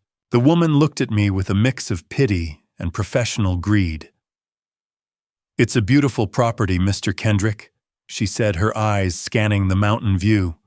Most people would kill for this view. How do you put a price on a house where the walls themselves tried to swallow you whole? I didn't answer. I had already spoken with Garrison earlier that morning. I revealed to him that I wasn't just selling the house to escape. I had arranged for the entire equity of the sale to be donated to a national foundation for victims of elder abuse. I wanted to ensure the Circle's target assets were used to destroy the very methodology they had perfected. By the time I reached the living room, the movers had already cleared the space. Only the fireplace remained a stone mouth that had witnessed so many lies. I sat on a lone crate, staring at a manila envelope that had arrived that morning from the county jail. It was Thane's first attempt at contact since the arrest. I saw his familiar, slanted handwriting on the envelope, the same hand that had helped carry the stone altar into my basement. I didn't open it. I knew what it contained: excuses, pleas for a leniency he hadn't earned, and the hollow apologies of a man who only felt regret because he'd been caught. Forgiveness is a quiet thing, Thane, I whispered to the empty room. It doesn't need an audience, and it doesn't need to change the locks. The fireplace was an altar of a different kind, a place of purification where the lies finally stopped breathing. I tossed the unopened envelope into the orange glow of the cedar wood fire. The paper curled and turned to ash, taking the last of my son's excuses with it. As the flames consumed the heavy stock, a small Polaroid fell out of the burning flap and landed on the hearth. It was a photo of Warren and Thane fishing years ago at Lake Julian, both of us smiling into the sun. I stared at the image, realizing that even in his final plea, Thane was trying to use my own most precious memories as a manipulative tool. He thought a frozen moment of the past could rewrite the betrayal of the present. I reached out with the poker and pushed the photo into the white-hot center of the logs. I watched the photo of the blue lake turn to gray soot, then turned my back on the empty house. knowing that the only thing left to build was a future where the salt air would finally wash away the taste of copper. The rhythmic crash of the Atlantic waves was the first sound in 3 months that didn't feel like a threat, a heavy salt-laden lullaby that finally began to drown out the echoes of Orchard Heights. I sat on the porch of our new cottage in Wilmington, the wood of the rocking chair creaking a steady, solid rhythm beneath me. The air here was different, cleaner, sharper, devoid of the cloyingly sweet chemical lavender that had nearly become my shroud. Beside me, Owen was busy with a bucket and spade, his small feet buried in the cold sand that had drifted up toward the porch steps. I watched him closely, my investigator's eyes now searching for joy rather than deception. His drawings had changed. The black crayon and the hooded figures were gone, replaced by vibrant blues and yellows. He was currently sketching a pod of dolphins he'd seen earlier that morning, his tongue poked out in concentration. "Grandpa, can the star people swim this far?" he asked without looking up, his voice light and curious rather than haunted. I took a sip of my fresh mint tea, the steam warming my face. "No, Owen," I said, my voice firmer than it had been in years. "The salt water washes all the bad stars away. They can't follow us here." He nodded, satisfied with the logic of a 7-year-old, and went back to his masterpiece. I felt a surge of protective peace. This was the sanctuary I had promised him. A few days prior, I had sat in a sterile law office in downtown Wilmington to finalize the last of the Kendrick legacy. I met with a new attorney, a woman who didn't know the name Damien and didn't care for occult leverage. I signed the documents that secured Owen's trust, but I went a step further. I officially named Garrison Price as his legal guardian, should my 72-year-old heart finally decide it has had enough. It was a choice born of the fires we had both walked through, a solidifying of a chosen family bond that was stronger than the bloodline that had betrayed me. Is it possible for the same heart to be completely broken and utterly full at the exact same time? I looked at Owen and knew the answer was yes. I had lost a son to greed, but I had saved a grandson for the future. As the sun began to dip toward the horizon on September 27th, a familiar black SUV pulled into the sandy driveway.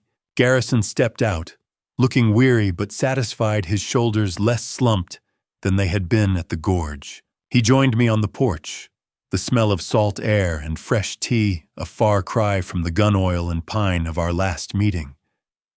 "It's over, Warren," he said, leaning against the railing. The federal trials moved fast.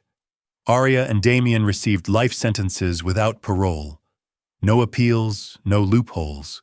They're going to spend the rest of their days in a different kind of circle, one made of concrete and iron. Life without parole. A different kind of coffin. I let out a breath I felt like I'd been holding since June, and Thane Garrison's expression softened. His trial is still pending, but the plea deal is on the table. 20 years. He's cooperating now, giving up the names of the regional handlers. He's trying to earn back a soul he already sold, but at least he's talking. We sat in silence for a long time, watching the tide come in. "I told you I wouldn't let you die alone," Warren Garrison whispered. I looked at my old partner and smiled. "I didn't die at all, Garrison. I just finally woke up." The 15-year estrangement between us had been mended by the very nightmare intended to destroy me. On the last morning of September, I woke before the sun. I walked to Owen's room and found him already awake, staring out the window at the navy blue sky. I wrapped him in a blanket and led him out to the rocking chair. We sat together as the horizon began to bleed gold and violet. I reached into my pocket and pulled out a small, crumpled piece of paper, the very first drawing Owen had ever made of the boat we now saw bobbing in the distance. I had kept it hidden, a tiny spark of truth I refused to let the circle extinguish. "Look at this, Owen," I said, handing it to him. "You knew we'd be here long before I did." He beamed, clutching the paper. "I'm glad you're the king of the hill, Grandpa." I held him tighter, realizing that my vigilance was no longer a burden, but a legacy. The sunrise wasn't just a new day. It was the final signature on a contract for a life I had finally earned back. I looked at the boy and saw a reflection that was no longer hollow. "Owen," I said, my voice low and serious, "listen to me. When something feels wrong in your heart, you listen to it. Even if the whole world says you're crazy, even if the people you love tell you it's just the fog, you trust yourself. That's how you stay free." He looked up at me, his eyes bright with the rising sun. "I will, Grandpa. I promise." The poison had been a catalyst, stripping away my complacency and making me a sharper investigator at 72 than I ever was at 40. It had cost me a home and a son, but it had given me a purpose that would outlast my own bones. As the sun cleared the horizon, I realized that the greatest victory wasn't catching the cult. It was looking into my grandson's eyes and seeing a reflection that was no longer hollow. The Atlantic roared a steady, permanent sound that reminded me that the world was vast and the circle was small. We were safe. We were awake. And for the first time in my life, the math finally added up to peace. I've replayed everything in my mind more times than I can count. What happened to me wasn't just a crime. It was a warning hidden inside a painful family story. I trusted comfort more than instinct, and I ignored the quiet alarms in my heart because I wanted peace inside my home. If you take anything from this family story, let it be this: love should never require you to ignore the truth. I once believed that protecting family meant trusting them without question. I was wrong. Real protection sometimes means asking hard questions before it's too late. My survival turned into something people now call a dad revenge story, but revenge was never my goal. Justice was, and if my dad revenge became a lesson for someone else, then maybe the suffering wasn't meaningless. When betrayal comes from your own blood, the pain cuts deeper than any knife. Yet even in the darkest moment of this family story, I believe God was watching, guiding me just enough to keep my grandson safe. Faith doesn't erase the danger, but it gives you the strength to stand when everything else collapses. So if you're listening to this family story, remember, trust your instincts, protect the people who truly deserve it, and never surrender your judgment for the illusion of family harmony. My journey became a dad revenge that exposed the truth, but the real victory was saving the next generation from the same darkness. And if there is one final truth from this dad revenge, it's that courage sometimes begins with simply refusing to stay silent. Thank you for staying with me until the end of this journey. I'd really like to hear your thoughts. What would you do if you found yourself in Warren's position, facing betrayal from your own family? Share your perspective in the comments below. If this story resonated with you, consider subscribing so you won't miss future stories like this one. Please remember that while this narrative draws inspiration from real human conflicts and social themes, certain elements were dramatized for storytelling purposes. And if this type of story isn't what you're looking for today, feel free to explore other videos on the channel that might suit you better. Coincidental.